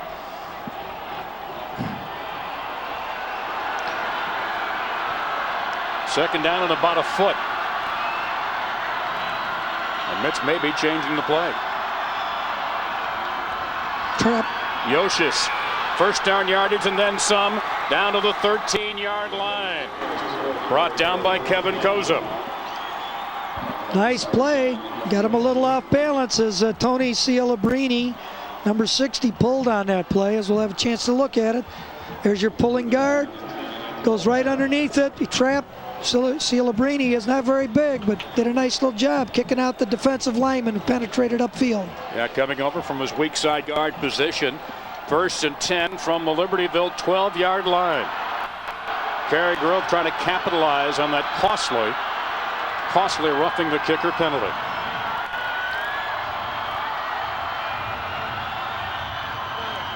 Yoshis down to the 6-yard line. Mitz did a nice job of dishing that one off. And, you know, they get the triple threat going now. The dive back, the quarterback, and the pitch man. See, got a lot of momentum. Now they're able to do what they've been comfortable doing because they've got field position. No doubt about it. Got to protect the ball now. 2nd and 4 from the Libertyville 6-yard line. Cary Grove trying to tie up this football game. Audibling.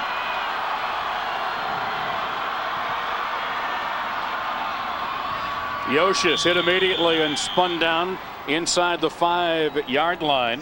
Trying to catch that seam. The nose tackle Greg Larson hit him right at the line of scrimmage. Good battle in the trenches as Larson makes a stop on Yoshis. Wouldn't be surprised to see the pull on the ball here with Brian Mitz keeping it off that option look. They need to get the ball to the 2-yard line for a first down, and it's 3rd and 2. 2 plays to do it too.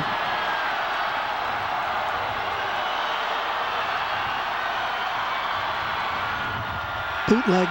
Mitz keeping, And he's shy of the first down. He gets only a yard back to the 4-yard line.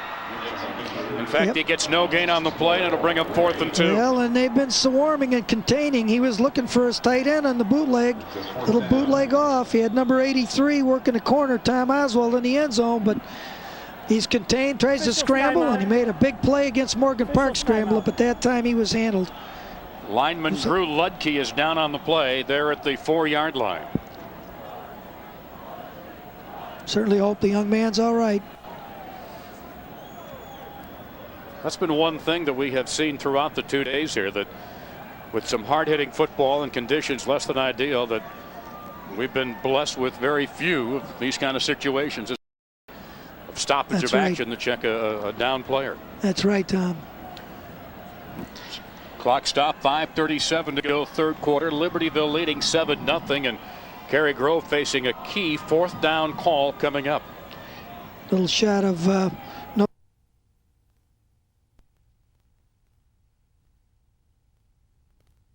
Some great names and legends like Max Hooper at Mount Vernon. The Taylorville 45-0 team featuring Johnny Orr, future major level college coach. Ernie Evelyn at Paris.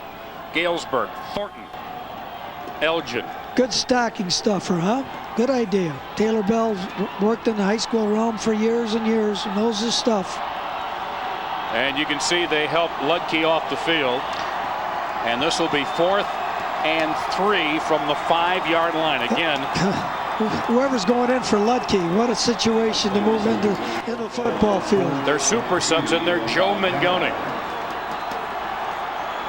A sophomore. He'll go into the tackle spot. Alongside Cialabrini.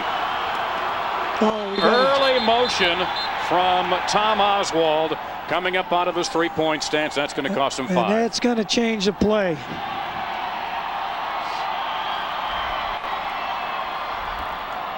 Dead ball. Full start. Offense. 4th down. Well, that's the first real costly penalty for Cary Grove tonight. The penalties really have been over on the Libertyville side of the field tonight. Right, and not too many either side, except the biggest penalty we had was the roughing the kicker. And that's exactly why Cary Grove's got the scoring opportunity at the 10-yard line.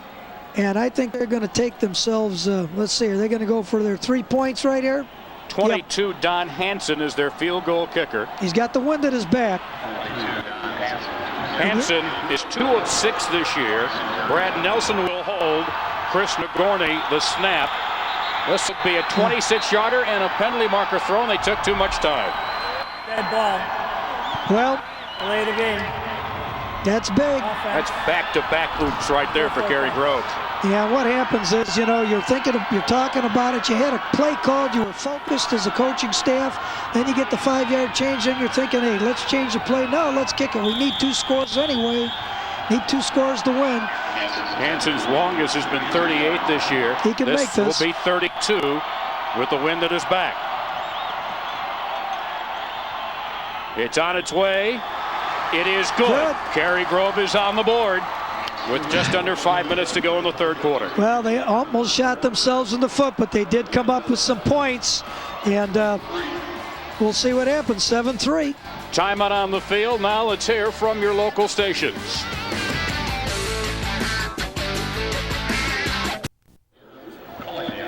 Tom Stocker, Jim Colbert with you at Memorial Stadium in Champaign. As it turns out, that roughing the kicker penalty cost Libertyville 3 points. Cary Grove gets on the board, and lots of time to go in this. 4:52 left in the third quarter.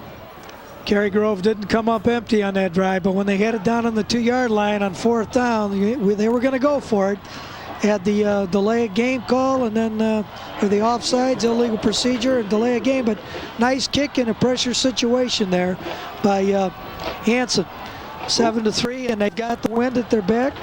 And you see Hansen, 22, getting ready to kick it off. And put it in the end zone if he kicks it the right way, like he did last time. They've got 4 deep, essentially, for Libertyville. And the kick on its way. Fontana watches it bounce 8 yards deep in the end zone. And out of the end zone, and Libertyville will take the ball 1st and 10 at the Wildcat 20. Little deja vu now. Last time, that's what Cary Grove's looking for. They're looking for a 3-and-out on defense, and it's real important now for the Wildcats to put something together establish that ground game and mix it up and, distribute and spread that ball around. They have some great running backs. Yeah, the Trojans may only have one more drive with the wind at their back. Exactly. Because then in the fourth quarter, that wind will favor Libertyville. Full house backfield. Cutting around the near side, Kyle Nader. And he's out of bounds at the 25-yard line. Coach Kusiewski's thinking the same thing. They're in a T formation there, double tight end, come right at you, double lead, come off the ball, and let's get something going. Let's see if we can run the ball a little bit. As we mentioned earlier, Nader, a big weapon for them in the postseason. 106 yards against Rolling Meadows, 150 yards in the quarterfinals against Glenbrook North, and 179 yards and 4 touchdowns against Antioch. T formation, double tight end once again. This is Fontana driving straight ahead to about the 27, 28-yard line, a pickup of 3 more. Dylan Capello coming in from his outside linebacker or strong safety spot. Those two guys, Capello and Lorman, have both been very active out there. 3rd and 2 again. Here we go. Big play. I wouldn't be surprised to see some kind of lead play where they get an extra back leading through the hole. Like Brent a goal line Lancaster offense play. with that full house backfield. Nope. Fontana hit immediately as he gets the handoff, and he hangs on I tell you what, gets to the 30-yard line. What a hit there by John Mago, the middle linebacker. And I don't know if he got it. I don't think he got it. Nope. Nope, it's going to be 4th down. No lead back there, and in that situation, it's always nice to have a lead blocker. That was a reverse out. Look at this. They're going for it.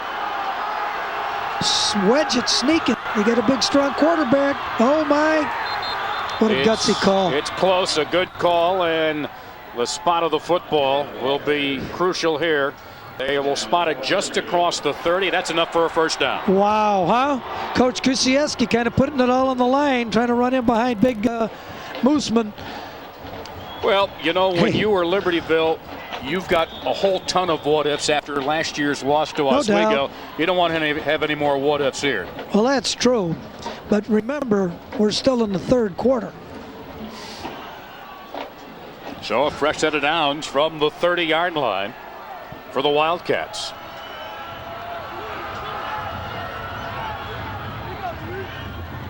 Fontana with the lane to the right side, puts his helmet down and drives out to the 39-yard line.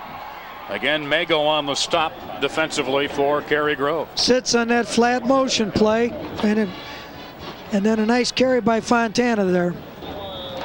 Got 7. That's big. 2nd and a short 3 coming up. Just over 2 minutes remaining. And then Libertyville will have the wind advantage in the final quarter. Trips of this side. To the bottom of your screen. Sits in motion. Fontana picking his way through and dives. He gets the 1st down and then some. Made a nice cut, really did. He didn't slow down much, just a little hesitation, then really made that nice cut, got the good yardage. Coach Joe Novak at Northern Illinois has done a great job there, and he'll be real happy to have that young man coming to his school. Very versatile player. Great job Coach Novak and the Huskies did this year, coming up a little shy in that battle against Toledo. Again, a fresh set of downs, 1st and 10. Libertyville at its own 45. Sits again in motion, and he gets a quick handoff. How did Fontana get him that ball as Sitz is driven back at the 49-yard line after a gain of 3? I thought Sitz was past him. Well, that's that jet motion, that speed, fast, flat motion, and that's what we had a fumble on earlier, remember? This time it timed out as we'll have a chance to see it. Quick handoff, Sits to the outside, but very nice job of stringing it out, and an inside-out fill by number 64 from Cary Grove, Alex Stark. Very mobile defensive end. I mean, he handed it off to Sitz, who was at full speed. Great ball handling there by Lancaster. Now he gives to Kyle Nader. Nader with a 1st down to the 41-yard line. Boy, Nader showed some speed there. Alex Kuba on the tackle. Corey Krupp had a shot at him, but he came up with air molecules that time because Nader just really turned on the jets on that outside move. 11 yards on the play.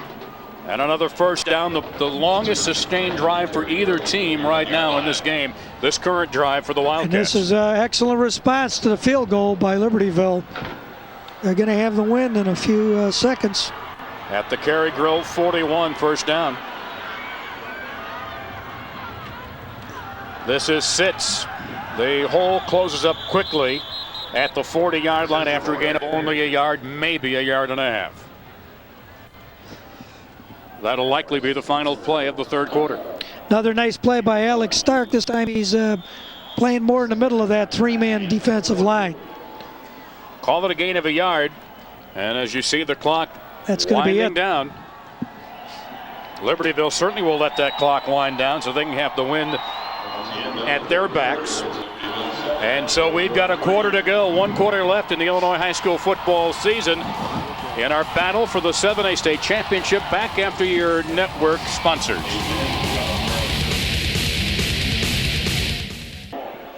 One quarter to go. 7-3 Libertyville. Wildcats now moving the other way. The wind at their backs. 2nd and 9. Kyle Nader trying to get outside and spun down on a nice tackle across the way by Matt Coons as we go down to the sidelines. And Lee Hall. Lee. All right, guys, I found 4 of the most dedicated Cary Grove fans here. Your uncle's a quarterback, right? Yeah. What's your name? Colleen Smith. Your name? Caitlin Leaforth. Annie Gleason. I'm a Galky. All right, I want you guys to do that dance you did earlier. Zoom out, zoom out. Do that dance you did earlier. Go, go, go.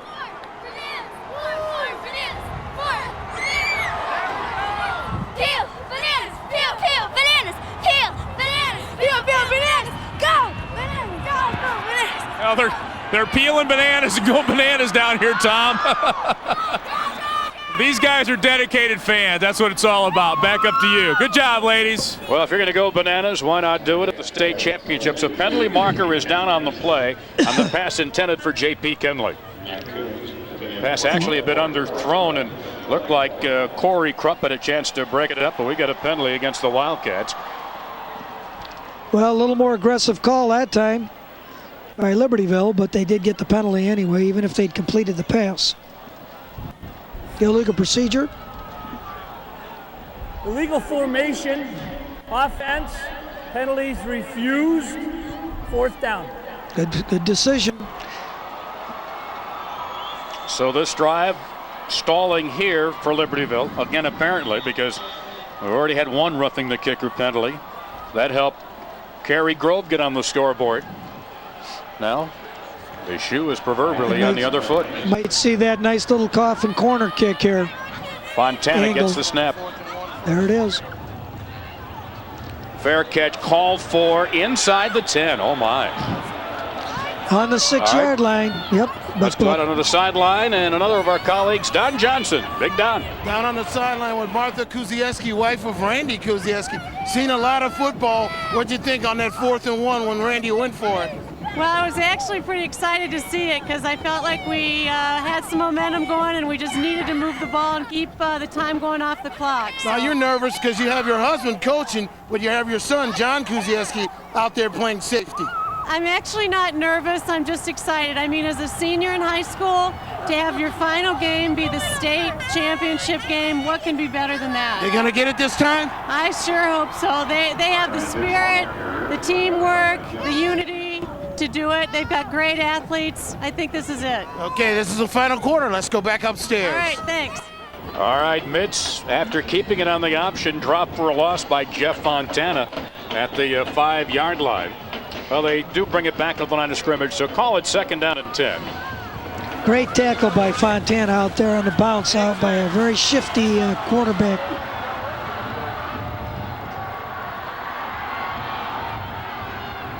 Straight up the middle to Yoshis. Churning, driving, muscling his way up to about the 13-yard line and a pickup of 8 yards.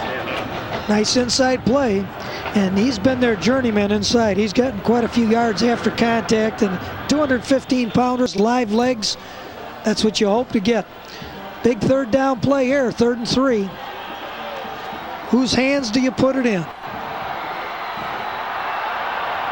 Ball at the 13-yard line of Cary Grove.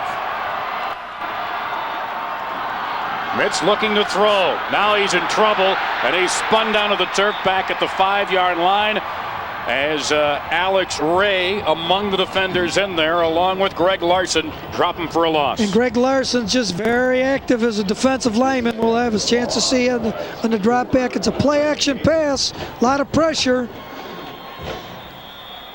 3 of them, 3 guys in there actually. It wasn't just Larson. It was also number 64, Alec Ray, put a lot of pressure on him, as well as the guy, our young man who blocked the punt, Ryan Gavigan.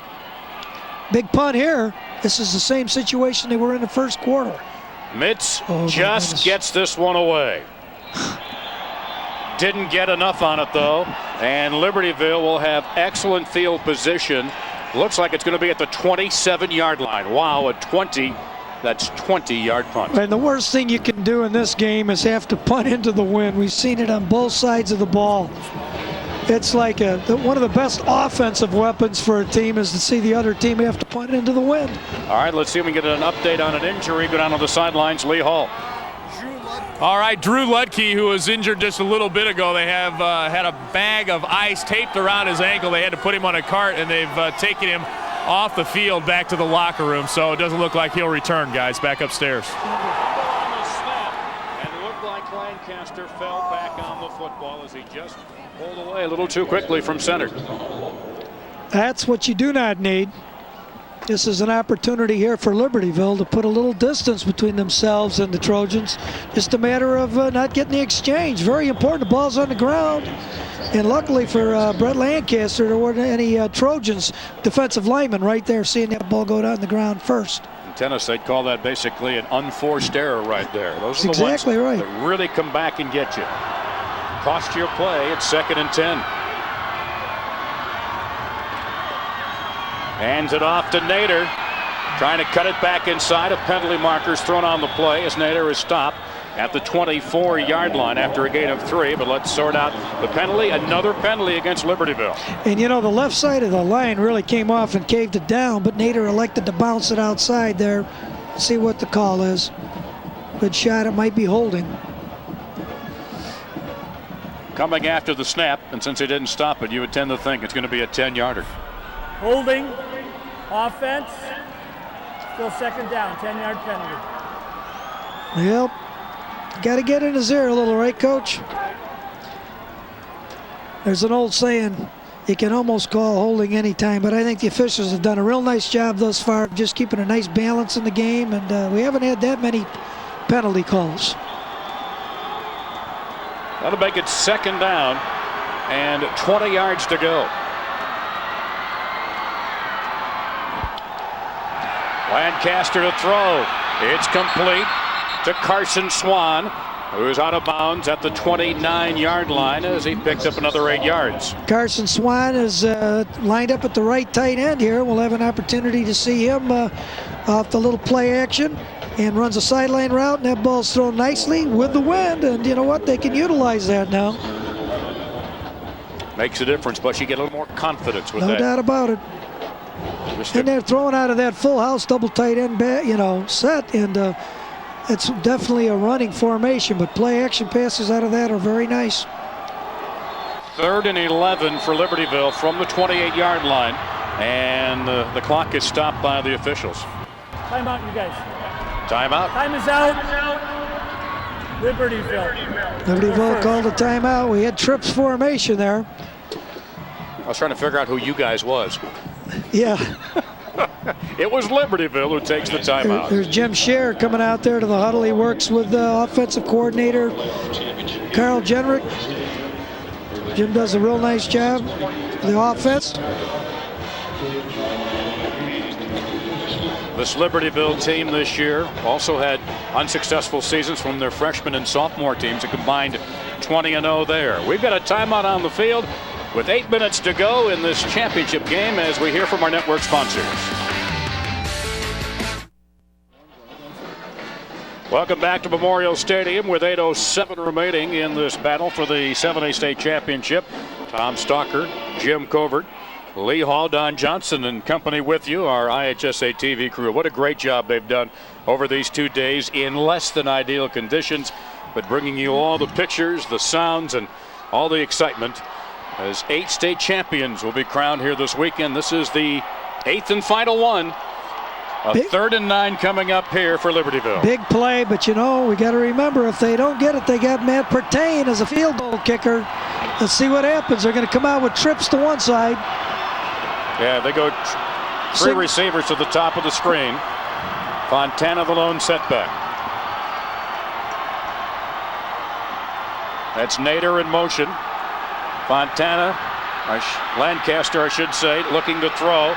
And everybody's covered, and he just advances the ball straight ahead. Getting it to the 23-yard line, a pickup of 5 yards. He was looking to get right at time, and he was looking for Carson Swan in the seam, the second receiver in. They came out in trips, motioned a man back to the other side, so you had two wideouts on both sides, but the pressure was good. He stepped up in the pocket, elected to scramble. 4th down. And 6. I do not see Matt Partain in the game. They're going to go for it on 4th down. They give Brett Lancaster a play, and he races in to see what they're going to do here on 4th and 6. Huge play. Huge play for both teams. Let's see what happens here. Bunch set. And whistles.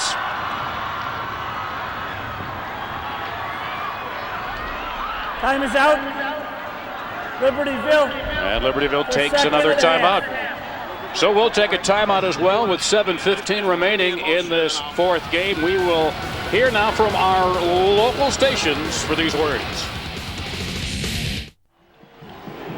4th quarter action from Memorial Stadium, the 7A state championship, 7:15 remaining. A huge 4th and 5 call coming up for the Libertyville Wildcats with the ball just outside the Cary Grove 22-yard line.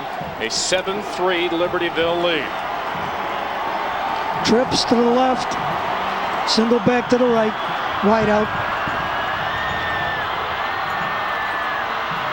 Lancaster with the long count, drops back to throw. Knocked down, and it'll be Cary Grove football.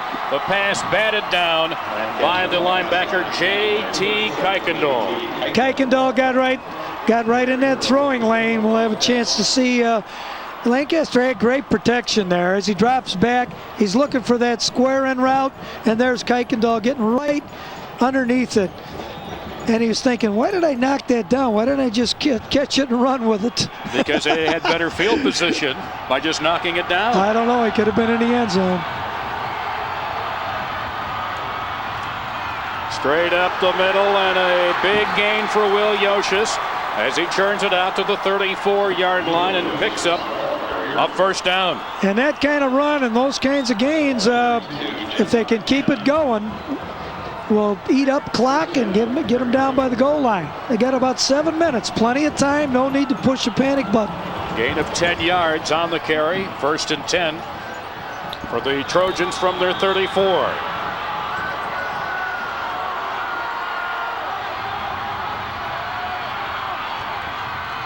Mitz again handing off to Yoshis, breaks 1 tackle from Larson and is able to get some positive yardage on the play to the 37-yard line and get another 3 yards. That's right. We saw Greg Larson come in there, and we'll have a chance to see number 35 pinching across, gets a chunk, and Yoshis finds a little seam and gets yards after contact. Nice churning of the legs, second effort.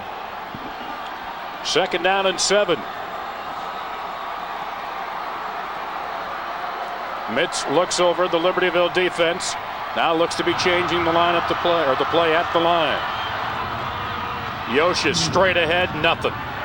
Hit immediately on the play by the defensive end Ryan Gavigan, who continues to play outstanding on the defensive side of the ball. Excellent job of defending that play.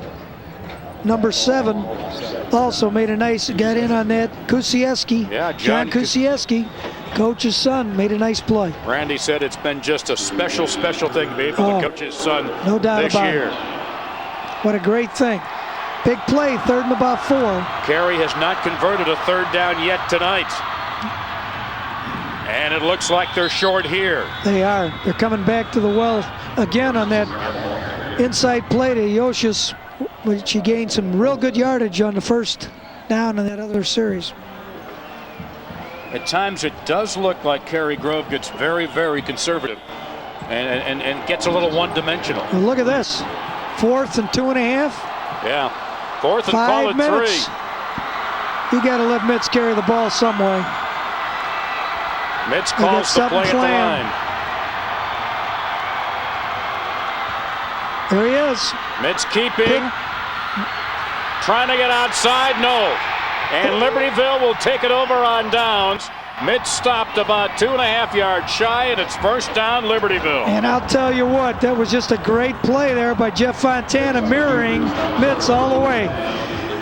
32, Fontana never comes off the field. Got his eye on Brian Mitz. They ride the fake. He bounces to the outside. There he is, just keeping his feet, keeping leverage, making the play. Fontana, the star on both sides of the football for Libertyville. Double tight end, full house, run the ball, get a couple 1st downs, and you've got a state championship, Libertyville. This is Nader diving to about the 37-yard line. Vince Phillip, the nose tackle, making the tackle. They got to really take care of the ball right now. Such a big thing. Well, we've seen some big fumbles. Cary Grove. Cary Grove will stop the clock. They're not wasting any time, are they? 4:51 remaining. We'll take a timeout here from Memorial Stadium. 7-3 Libertyville as we hear now from your local stations. Welcome back to Memorial Stadium. Time running out. We're under 5 minutes remaining in the 7A state championship. Libertyville, whose offense has not yet scored in this game, leading at 7-3 by virtue of the block punt. Barely a minute into the game. Back in the 1st quarter. Libertyville's enjoying good field position right now. Double tight end, full house backfield. They just need to control the football, get a couple 1st downs. From Cary Grove's 38, it's 2nd down. Nader backs his way across the 35 and down to the 33-yard line and picks up 5 good yards and keeps that clock running. Sure did. That's the kind of play you want right there. No holding penalties.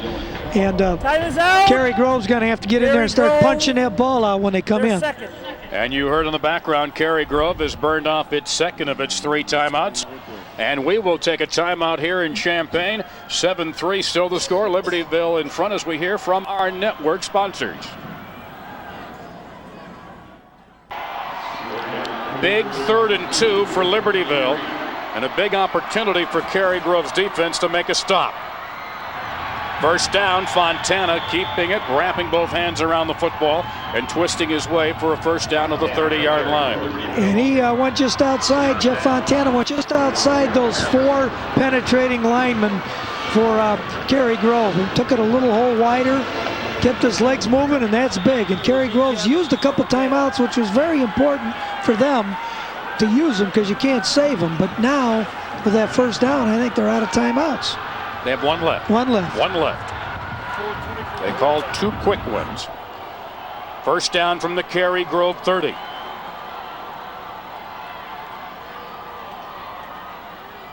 This is Nader. Good blocking as he crosses over to the left side and gets to the 27-yard line and picks up 3. Fontana lead blocking on that. The 2nd surge of lead blockers. Time is out. My bad. Time is out. Cary Grove, they're last. And we'll throw a flag on the referee on that for calling the wrong team. Just kidding. Good job done by the guys in very tough cold conditions tonight. Welcome back to Memorial Stadium. Tom Stalker and Jim Covert with you. It has not certainly been a high-scoring affair.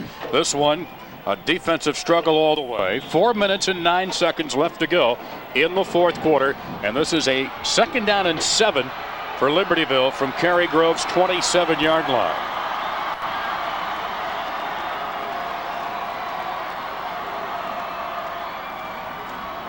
Nader stiff arms one tackler.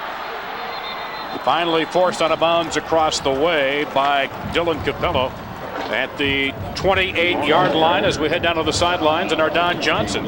Down on the sideline with Kevin Fontana. You're watching your brother Jeff. But just a year ago, you were in the same position. Double overtime against Oswego, coming up short. What do you think about your brother's big play there with a big tackle? It was absolutely huge. He was making big plays last year. He made big plays all this year.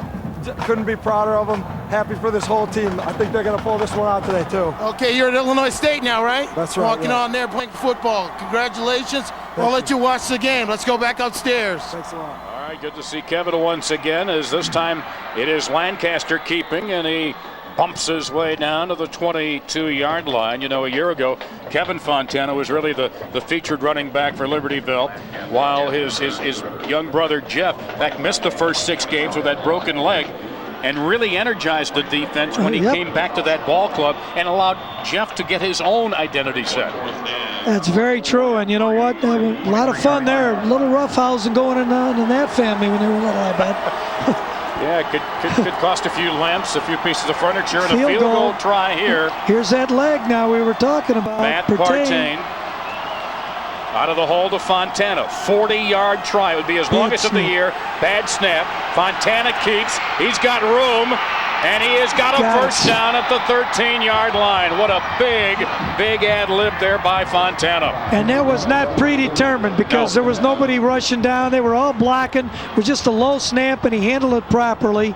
And now, as we have a chance to see that replay, Fontana really did a nice job. You like to have a running back like that. We'll see here as you look across the whole line of scrimmage. There's nobody's releasing downfield like it was a predetermined fake. Fontana picks it up. Nice block on the outside. Beautiful block there by number 30, and that was Nader. Who heard the OSCE, the fire call, the fire alarm, and he released to block. Fontana to the goal line, touchdown. Wow. And that may just ice it for Libertyville. You know, it's amazing, but how things worked. Instead of getting the 3, bad snap, and they end up getting a touchdown. And it's the same play they've been running quite often. You'll have a chance to see from the end zone. Lead blockers coming in. Fontana makes a nice cutback right there.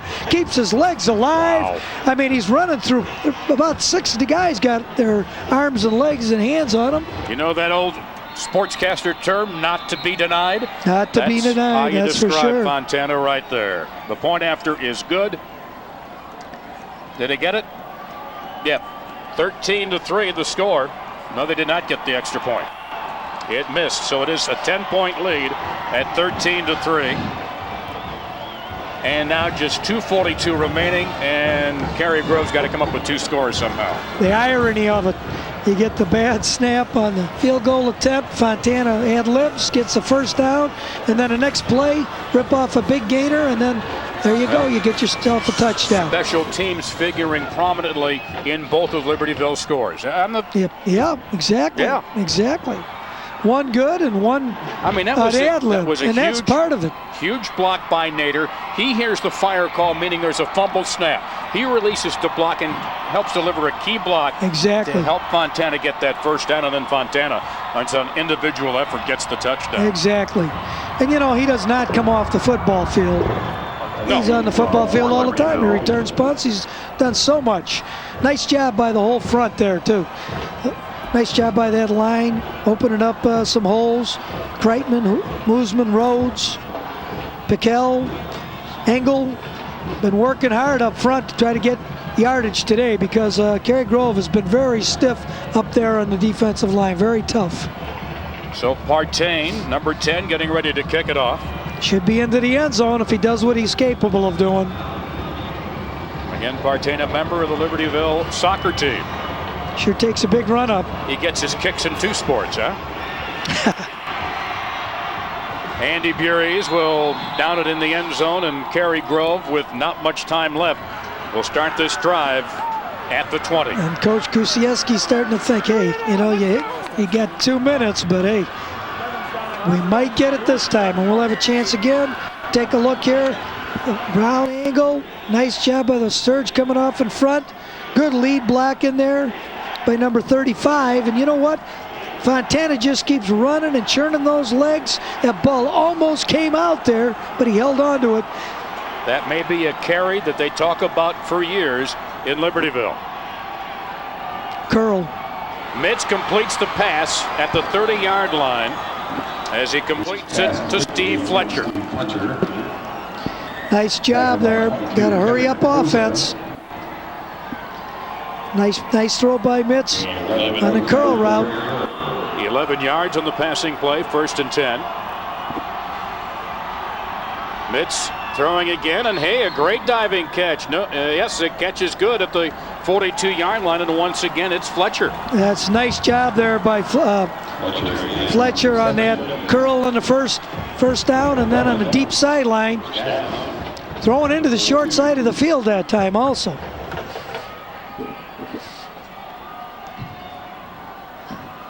Fletcher down at the bottom again. 2:27 up at the top. Yeah, they got man on Highland man up there. But Mitz isn't looking that Screen. way. Now he wants to throw the screen. Completes it to Burries. Burries with blocking. Brought down by Kevin Burns. Did a good job shedding his block to make the stop at the 49-yard line and pick up 8 yards and a first down. And that's the screen pass, and that was in our keys to the game. Can you defend the screen? That's the one that Burries broke against Morgan Park. And that time he had some room out there, but it was an excellent job by defensive back Kevin Burns. Of course, Mitz also scored a big 60-yard run in that game as well for the game winner. But he's been corralled here just like that. He's not been able to run the way he was able to in a key situation against Morgan Park. No gain on the play, brings up 3rd down. Gavigan in there that time, and also Sean Morgan. Just over 90 seconds remaining in the Illinois high school football season. Mitz with a quick call at the line. Trips to one side, and we got a single receiver all by himself over here on the backside. 3rd and 3. And Gavigan sheds the block and brings him down for a loss at the 39-yard line. Another big play by defensive end Ryan Gavigan. And as he had a great game, because I'll tell you, if you have a chance, 81. Here we go with Gavigan on the outside. He keeps the pressure coming. He just keeps coming. And then makes the play, because on the backside we had a post corner route and there was a little room for Fletcher out there, but there wasn't time to throw. Mitz actually made it a little easier for Gavigan when Mitz made the move around his blocker. 45 seconds to go. Oh. Off the fingertips at the 49-yard line of Andrew Burries. And that is it. That's going to be the ball game. It'll be a first down for Libertyville. They lead by 10 with 42 seconds to go. And Cary Grove does not have a chance, an opportunity, or a way of stopping the clock. That's right, and as disappointed as Libertyville was last year, now they're on the other side of the coin. Well, it'll be a tough bus ride home for Cary Grove, but there you go, father and son right there. What a wonderful moment that is. Not too many coaches have had a chance to do that. Plus Randy's twin brother, who's the head coach at Alliance High School, Alliance, Ohio, also here tonight. He took his school to the playoffs for the first time. Take a look. What a way. And the prerequisite there, the ice-cold bath that feels never good, felt better. The victory bath. It's been a year in the waiting for that program. And 10 new faces on their offense. And all the summer workouts, the early morning weight programs is going to pay off. That's the last snap. And you know what's amazing, Tom? Randy Kusieski, who you saw right there, last year as they were coming off the field, told his principal, we're going to come back next year. And he not an easy thing when you lose 10 starters on offense.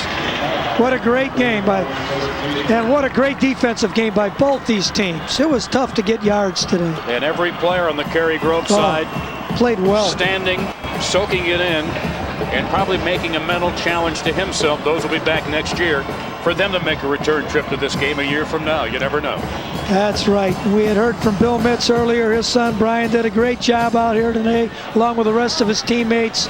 I mean, they had been in the playoffs since '99, and look what they've done Bruce Kay's brought his team here to the state championship game and given a very good Libertyville team all they could handle in a battle in the trenches and defensively. What a great defensive game. I mean, they held Libertyville's offense, which had scored 40 or more points 6 times this year, held them to 1 late touchdown and 1 field goal. Let's go down to Lee Hall. Lee. All right, we're with a very jubilant Randy Kuzieski. Coach, it's got to be extra sweet after what happened to you last year. It was. We worked hard all in the off season, and we felt it was our destiny this year. These kids came back after that defeat last year and made up for it. I knew they wanted it, and we got it. Special teams huge for you tonight. You block a punt, then you have your field goal, bad snap. Fontana picks it up, gets you first down, and then you can punch it in and kind of relax a little bit. Yeah, but defense played outstanding all night, and I can't say enough good things about them. Yeah, they shut down the back last week for Rolling Meadows and held Cary Grove to 3 points here tonight. Go on and on about them. Hey, heck job, they're quick. We did a nice job on the option, but it was a team effort. Mike Jones did a heck of a job calling the defense, and I got to give him a lot of credit, too. How motivated was this team after coming off here with a second-place trophy last year? How much of a motivator was that for you this year, your team? I think it was a blessing in disguise that we lost because we came back. There was no team in the state who was going to deny us this championship. How sweet to have your son in on it. It's the most special moment in my life. All right, congratulations, Coach. Thank you. All right, guys, back upstairs. You know, you can only imagine what is going through Randy Kuzieski's mind right now.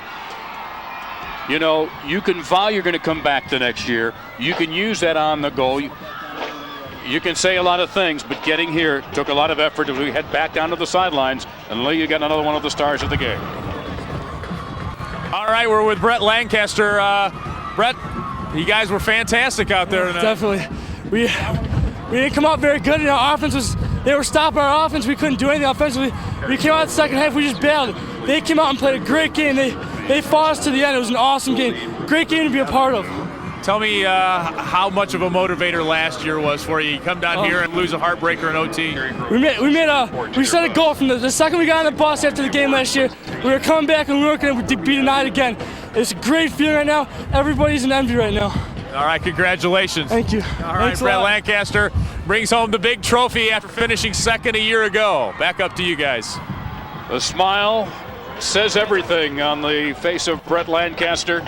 All that offseason work paid off, and they come through with a huge victory, 13-3 to win the state Class 7A football championship. A school that had never been past the quarterfinals until last year. Suddenly, a second and a first back-to-back year with a different cast of characters both years.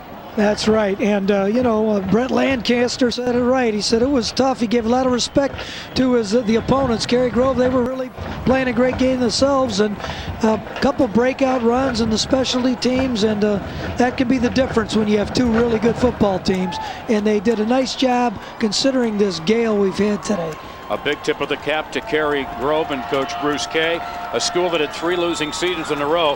His coaches went and made huge changes, including a restructuring of the defense, and that, along with the talent of young men like Brian Mitz, carried them a long way. They were under the radar a lot early, just like Libertyville was. A lot of good, talented Class 7A teams out there. Elk Grove, Rolling Meadows, Morgan Park, just to name 3. But Cary Grove was here and represented itself very well. They certainly did. They finished their season 13-1. What a fantastic year. And right now they're disappointed, but you know what? When they reflect back on it, they'll realize what a special season they had, and all the younger players in that program, Cary Grove, have some real role model players to look to now of how to get the job done. Well, you know, it does. It stings for a while, but eventually the time will erase that sting that Cary Grove feels right now. I can speak from experience, believe me.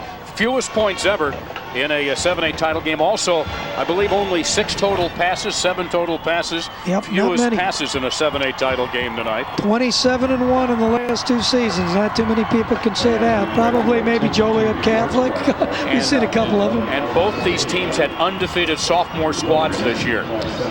Future that's looks how you bright. build a program. Future looks bright for them. Great football game defensively. All right. Big Don Johnson's down there, another star of the game, and it looks like he's got Mr. Fontana. Don? School Association. Down here with Fontana, great game here, outstanding. You were the Iron Man all season. You came up with the big play defensive. Let's talk about that. Well, you know, I just saw Mitch coming around the edge, and then I knew that was my responsibility, so I wasn't going to let him get out of my reach. So.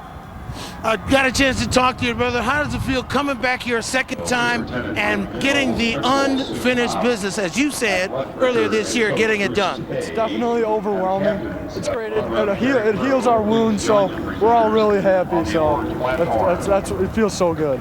Savor the victory. Enjoy it, Jeff. This is a great moment for a high school player. You're going on, right, to Northern Illinois. Enjoy this.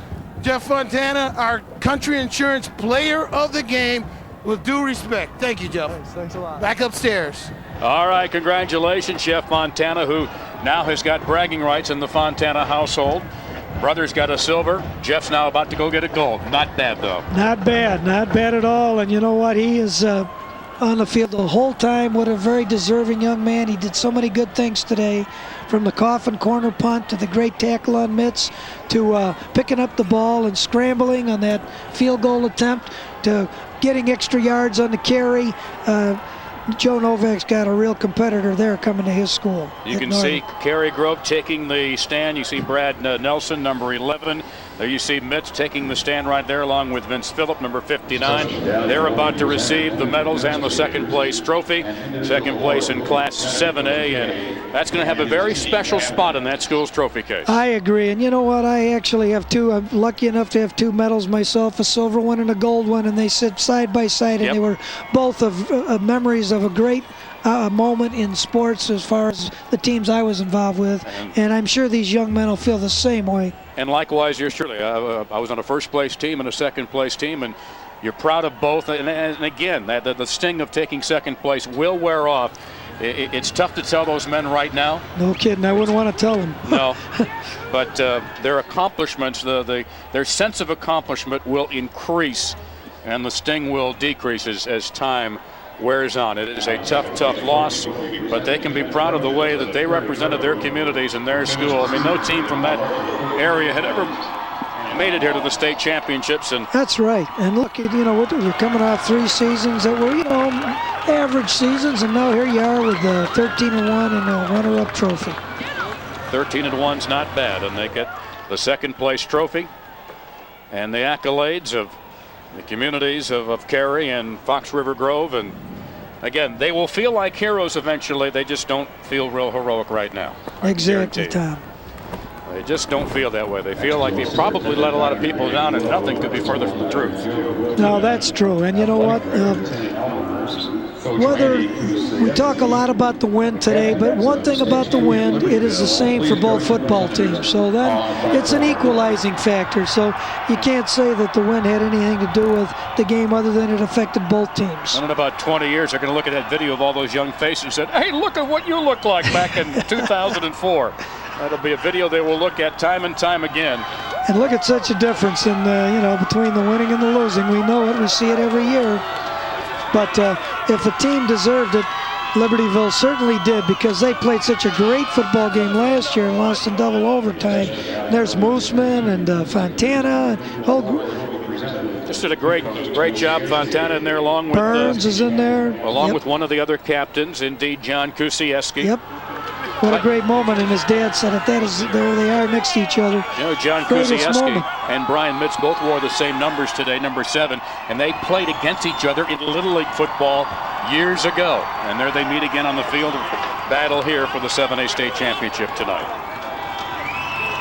So the Wildcats, this team, this title, a year in the making. After the disappointment of a year ago, and they stand proudly on the podium to receive their gold medals and to proudly accept the Class 7A state championship and take it back all the way up north to Libertyville. You know, we had a chance last week to talk with Tim Albers, who's been the AD there 11 years with Randy Kusieski. They came in together, and they were saying 5 years ago they put lights in. And once they got those lights in for Friday night, they doubled their crowds, and, you know, they've had it running ever since. You so can't park anywhere near that stadium when you get up there on a Friday night. It's really amazing. It really is. They got a good feeder program going, and there's a lot of people involved in their success. And there it is. There is the Holy Grail they have been waiting for nearly a year. That 7A state championship trophy that they saw awarded to Oswego in a heck of a game a year ago. But this year, it belongs to the Wildcats of Libertyville, and our hearty congratulations to those young men. We'll be back with more from Memorial Stadium after we hear from your local sponsors.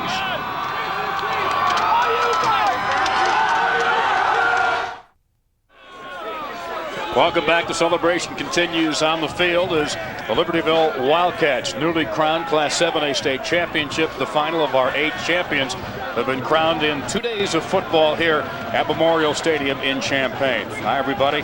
Jim Covert, Tom Stalker back with you up here in the booth. And while you obviously didn't get the conditions you'd like to see every game played, 45, 50 degrees, no wind, just like most coaches would like.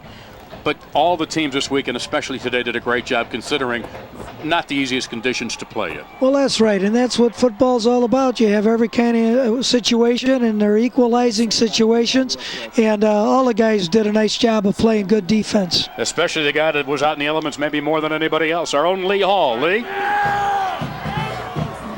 All right, we're with John Kuzieski. Coach's son just won the state championship. Tell me how sweet this is, John. It can't get any better to share a dream like this with the people you love the most, playing the game you love the most. Tell me what the mood of this team was last year after you walked off with the second place trophy. A lot of second questioning, a lot of regrets, but we just had to work hard.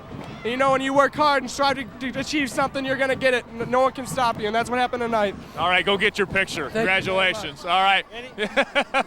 There's Mom. We're going to talk to Martha again. We heard from her during the game. Tell me about this. I mean, you give birth to the kid.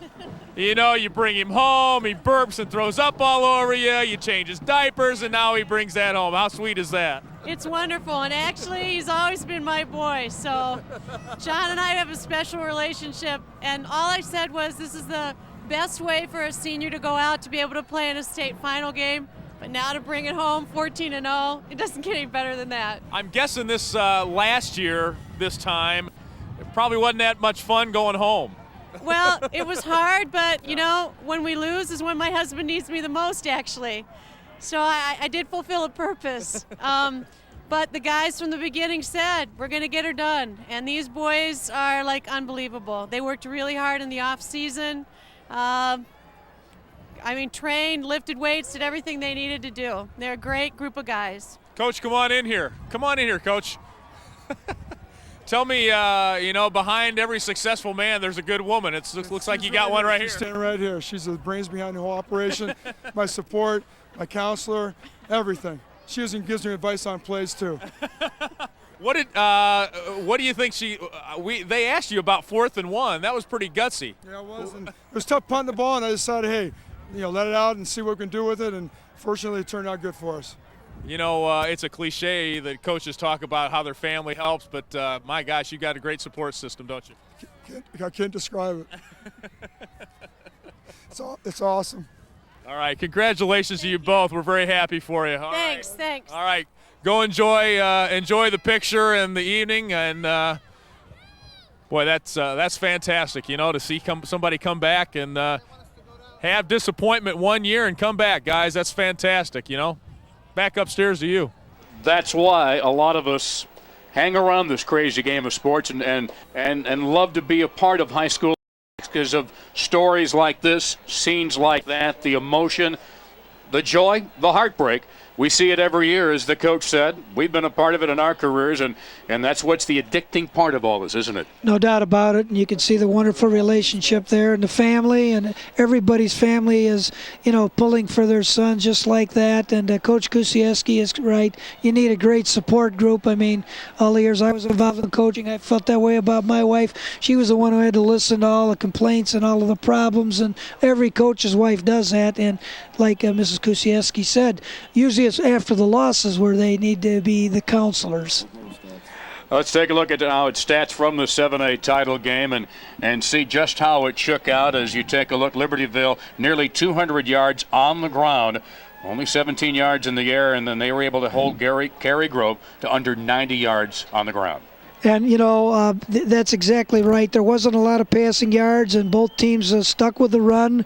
Not a lot of points scored. Possession time was actually in favor of Cary Grove a little bit, but the points is what counts. And first downs, Libertyville got a couple there at the end when they really needed it and ate up a lot of clock and made Cary Grove use those timeouts, remember, earlier. Also, as we take a look, overall, 201 rushing yards to 76 and then take a look at the passing yards too. Well, that's right. And if you want to know what a third real defensive battle is, just take a look at the third down conversions. 0 for 12 and 2 for 12. Both these coaches can do nothing, and all the players on the team is just say, hey, defense, you played great football, and it was tough to earn yardage, and any way you could do it made a difference tonight. As it turned out, Libertyville converted as many fourth down opportunities, 2 out of 4, as they did third down when they were 2 out of 12. Well, that's right. And, people think it's crazy when you're always talking about turnovers or specialty teams and defense, but it is. There's segments of the game. It's not just all about just offense. Right. It's about the specialty teams, and it's about the defenses, and we saw that happen tonight. And the windier it is, Tom, the more you need those things to happen for you. All right, we've got more coming your way from Memorial Stadium. But first, we're going to take this time out to hear from your network sponsors.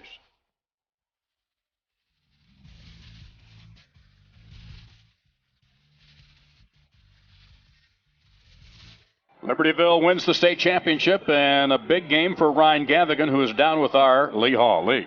All right, Tom, thanks a lot. Yeah, we're with a couple of the special team stars here. Ryan Gavigan, tell me about that block punt first quarter. That's kind of set the tone. Yeah, we knew we needed to come out and make a big play because we needed to come out and put some points on the board, and that did it. It put us up right away and built a lot of confidence for our defense.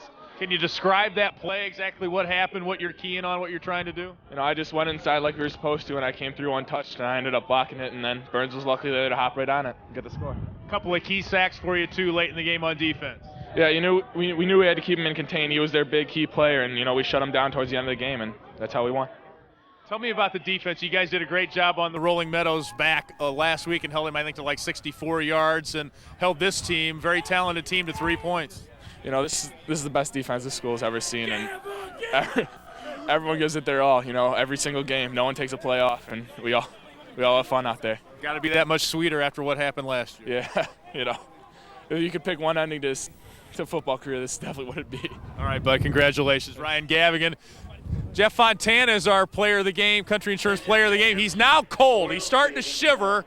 He wasn't cold all game. Now that he's standing around doing all this publicity, he's getting cold. Tell me, I wanted to talk specifically to you about that field goal attempt there late in the game. Bad snap. You grab it and go. Yeah, we were supposed to be a regular field goal, but it hit the ground, and I knew I wasn't going to be able to get it down in time. So I just took it and saw I had the corner and just got what I could. So things, boy, on a tight game like this, those special teams plays very often make a big difference, and they were huge for you tonight. That play set up a touchdown for you, and then that block punt early in the game. Yeah, Gavigan, came up big for us. Kevin Burns recovered the fumble in the end zone, I think it was Kevin. So, that was the main turning points of the game, which, the game could have gone either way. Cary Grove was a tough team, so. Tell me what the offseason was like for this team. You guys come down here last year, you lose an OT, tough loss, second place. I know it was a motivator for you, but tell me about the offseason and how hard you guys worked to get back. Well, we all got together, after the game, and we each kind of decided what we were going to do. Like, we went to speed trainers and worked extra hard in the weight room, and had personal trainers to get us into better shape and, to take us to the next step, what we needed to do. All right, buddy, congratulations. Thanks a lot. All right, take care of that hand. All right. All right. I had to give him a little tip. His right hand, he says, is it really broke? I don't know. It's real swollen. I can't get my glove off. Yeah. His right hand is really swollen. He's shaking people's hands with his right hand, holding his helmet in his left. I gave him the tip. I said, hold the helmet in your right hand, shake with the left. I think I may have saved his career, guys. What do you think? Yeah, free advice. It's amazing. It was worth what he paid to get it. Dr. Hall at the rescue, yeah. Here I am for all your needs. Oh, but what a memorable night for the folks from Libertyville, along with, of course, 7 other schools that won state championships here this weekend. We crowned 4 champions yesterday in classes 1A through 4A, and today 5A through 8A. We're going to recap that and more coming away from Memorial Stadium after we take this network timeout.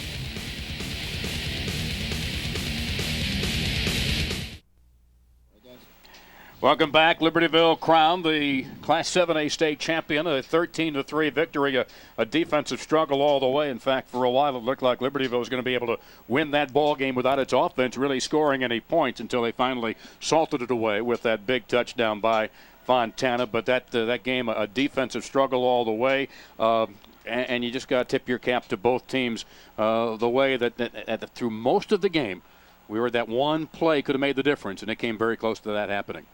Well, that's right. And you know what? That one play, we talked to 2 young men who made big plays in the specialty teams just there. And that angle, Gavigan, he's a very humble young man, but he really took a great angle. Because so often you'll see guys rough a kicker in that situation. They just don't flatten out and lay out at the right angle, and he did. And, you know, that you thought it might be a safety, but then his teammate fell on the ball, and that was a big way to start the game. And as we had thought, it wasn't a fake field goal, but along with being, you know, lifting weights and having trainers and all that, there's that football savvy still. You still got to play the game and use quick decisions because you don't practice that too often. You have it a little bit, and, you know, he knew the timing of it was off, and he took off. And remember that block by Byrne, which you put out, mentioned there, that helped him get the first down. And then the next play, he goes in for a touchdown. You know, that is the first time in my career that I have heard a high school football player, though, talk about having a personal trainer to help you get the workouts in. And that's the level that high school football now has moved to because it's becoming more of a specialized sport.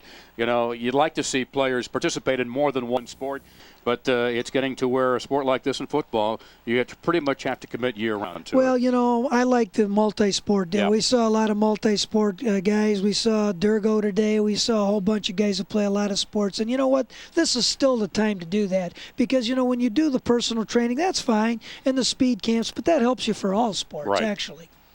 So, again, here, a big weekend of football. Let's take a look and see what happened. First of all, with 4 championships crowned yesterday, beginning in Class 2A. Our first game, Carthage, losing to Newman Catholic 21-7. Following that, the 1A championship with Alexis United, a touchdown winner over Stockton, 21-14. But in the final 2 games of the day, it was Lombard Montini defeating Coal City 44-7 for the 4A title. And the last game of the day yesterday, it was Addison Driscoll with a win over Bureau Valley 37-14 as that rounded out our first day of activity. Then earlier today, New Lenox Providence, a commanding 40-0 victory over Bloomington. Then in the 5A game, a game really hampered by terrible conditions and rain, Joliet Catholic, an impressive shutout of the Morris Redskins, the battle of the 2 Titans battling for 5A, but Joliet Catholic wins its 12th ever state championship. And then tonight in the 8A, Downers Grove North, a 20-point win over Maine South as they pick up the victory for the Trojans, but the Trojans of Cary Grove didn't fare as well. Libertyville winning that game by the score of 13-3, and there you see our 8 champions crowned here in 8 great games here at Memorial Stadium this weekend. Coming up, we will head down the home stretch of this football weekend after we take this time out to hear from your network sponsors.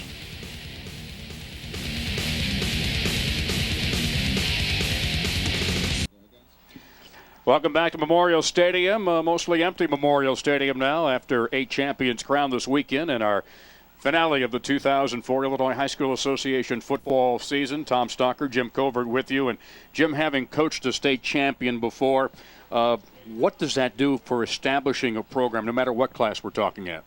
Well, it's certainly a great reinforcement for your whole program, and I think what it does, Tom, the younger kids in your program and in your feeder programs, they look and they go, I want to be in that situation. And, I was on the other side of the coin also.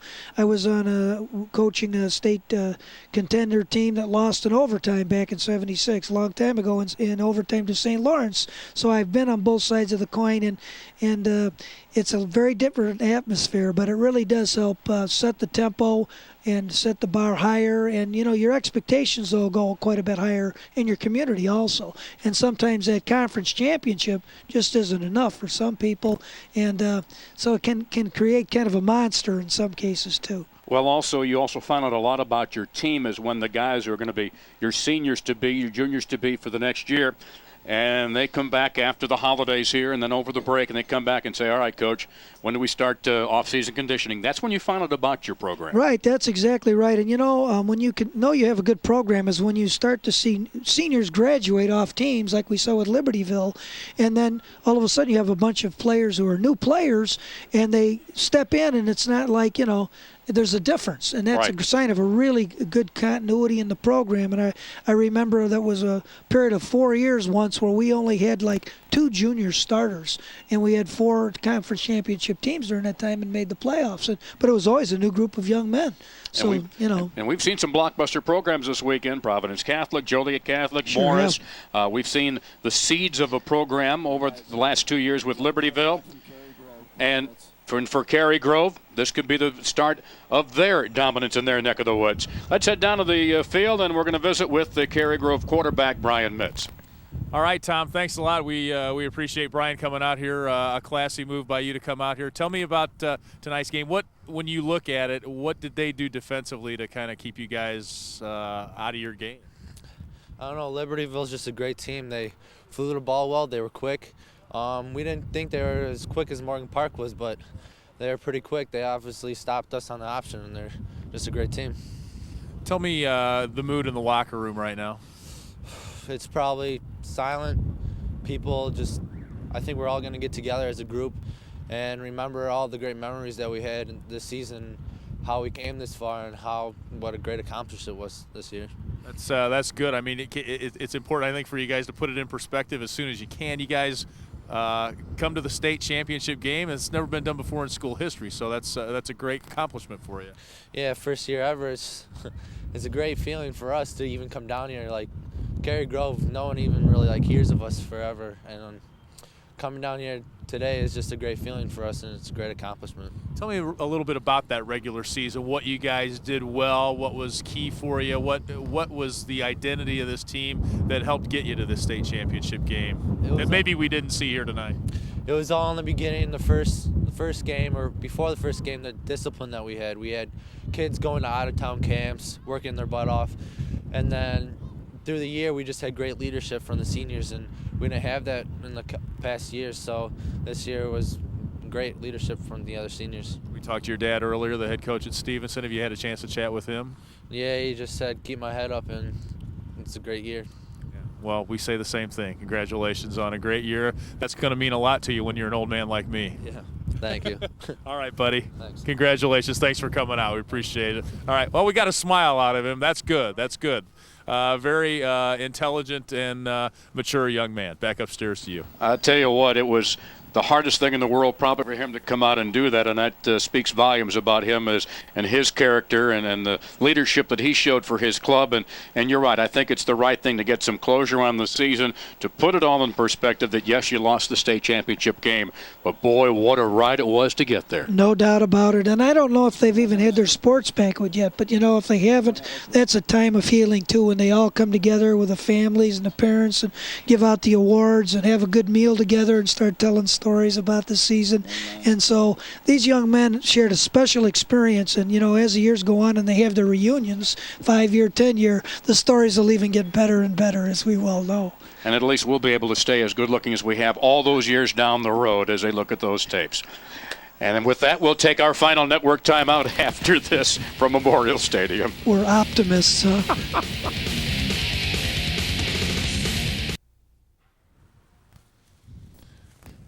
It's been a long, hard day here on the frozen tundra of Memorial Stadium.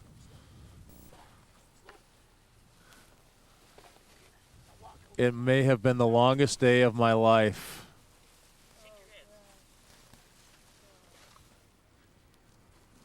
What's the matter with you guys?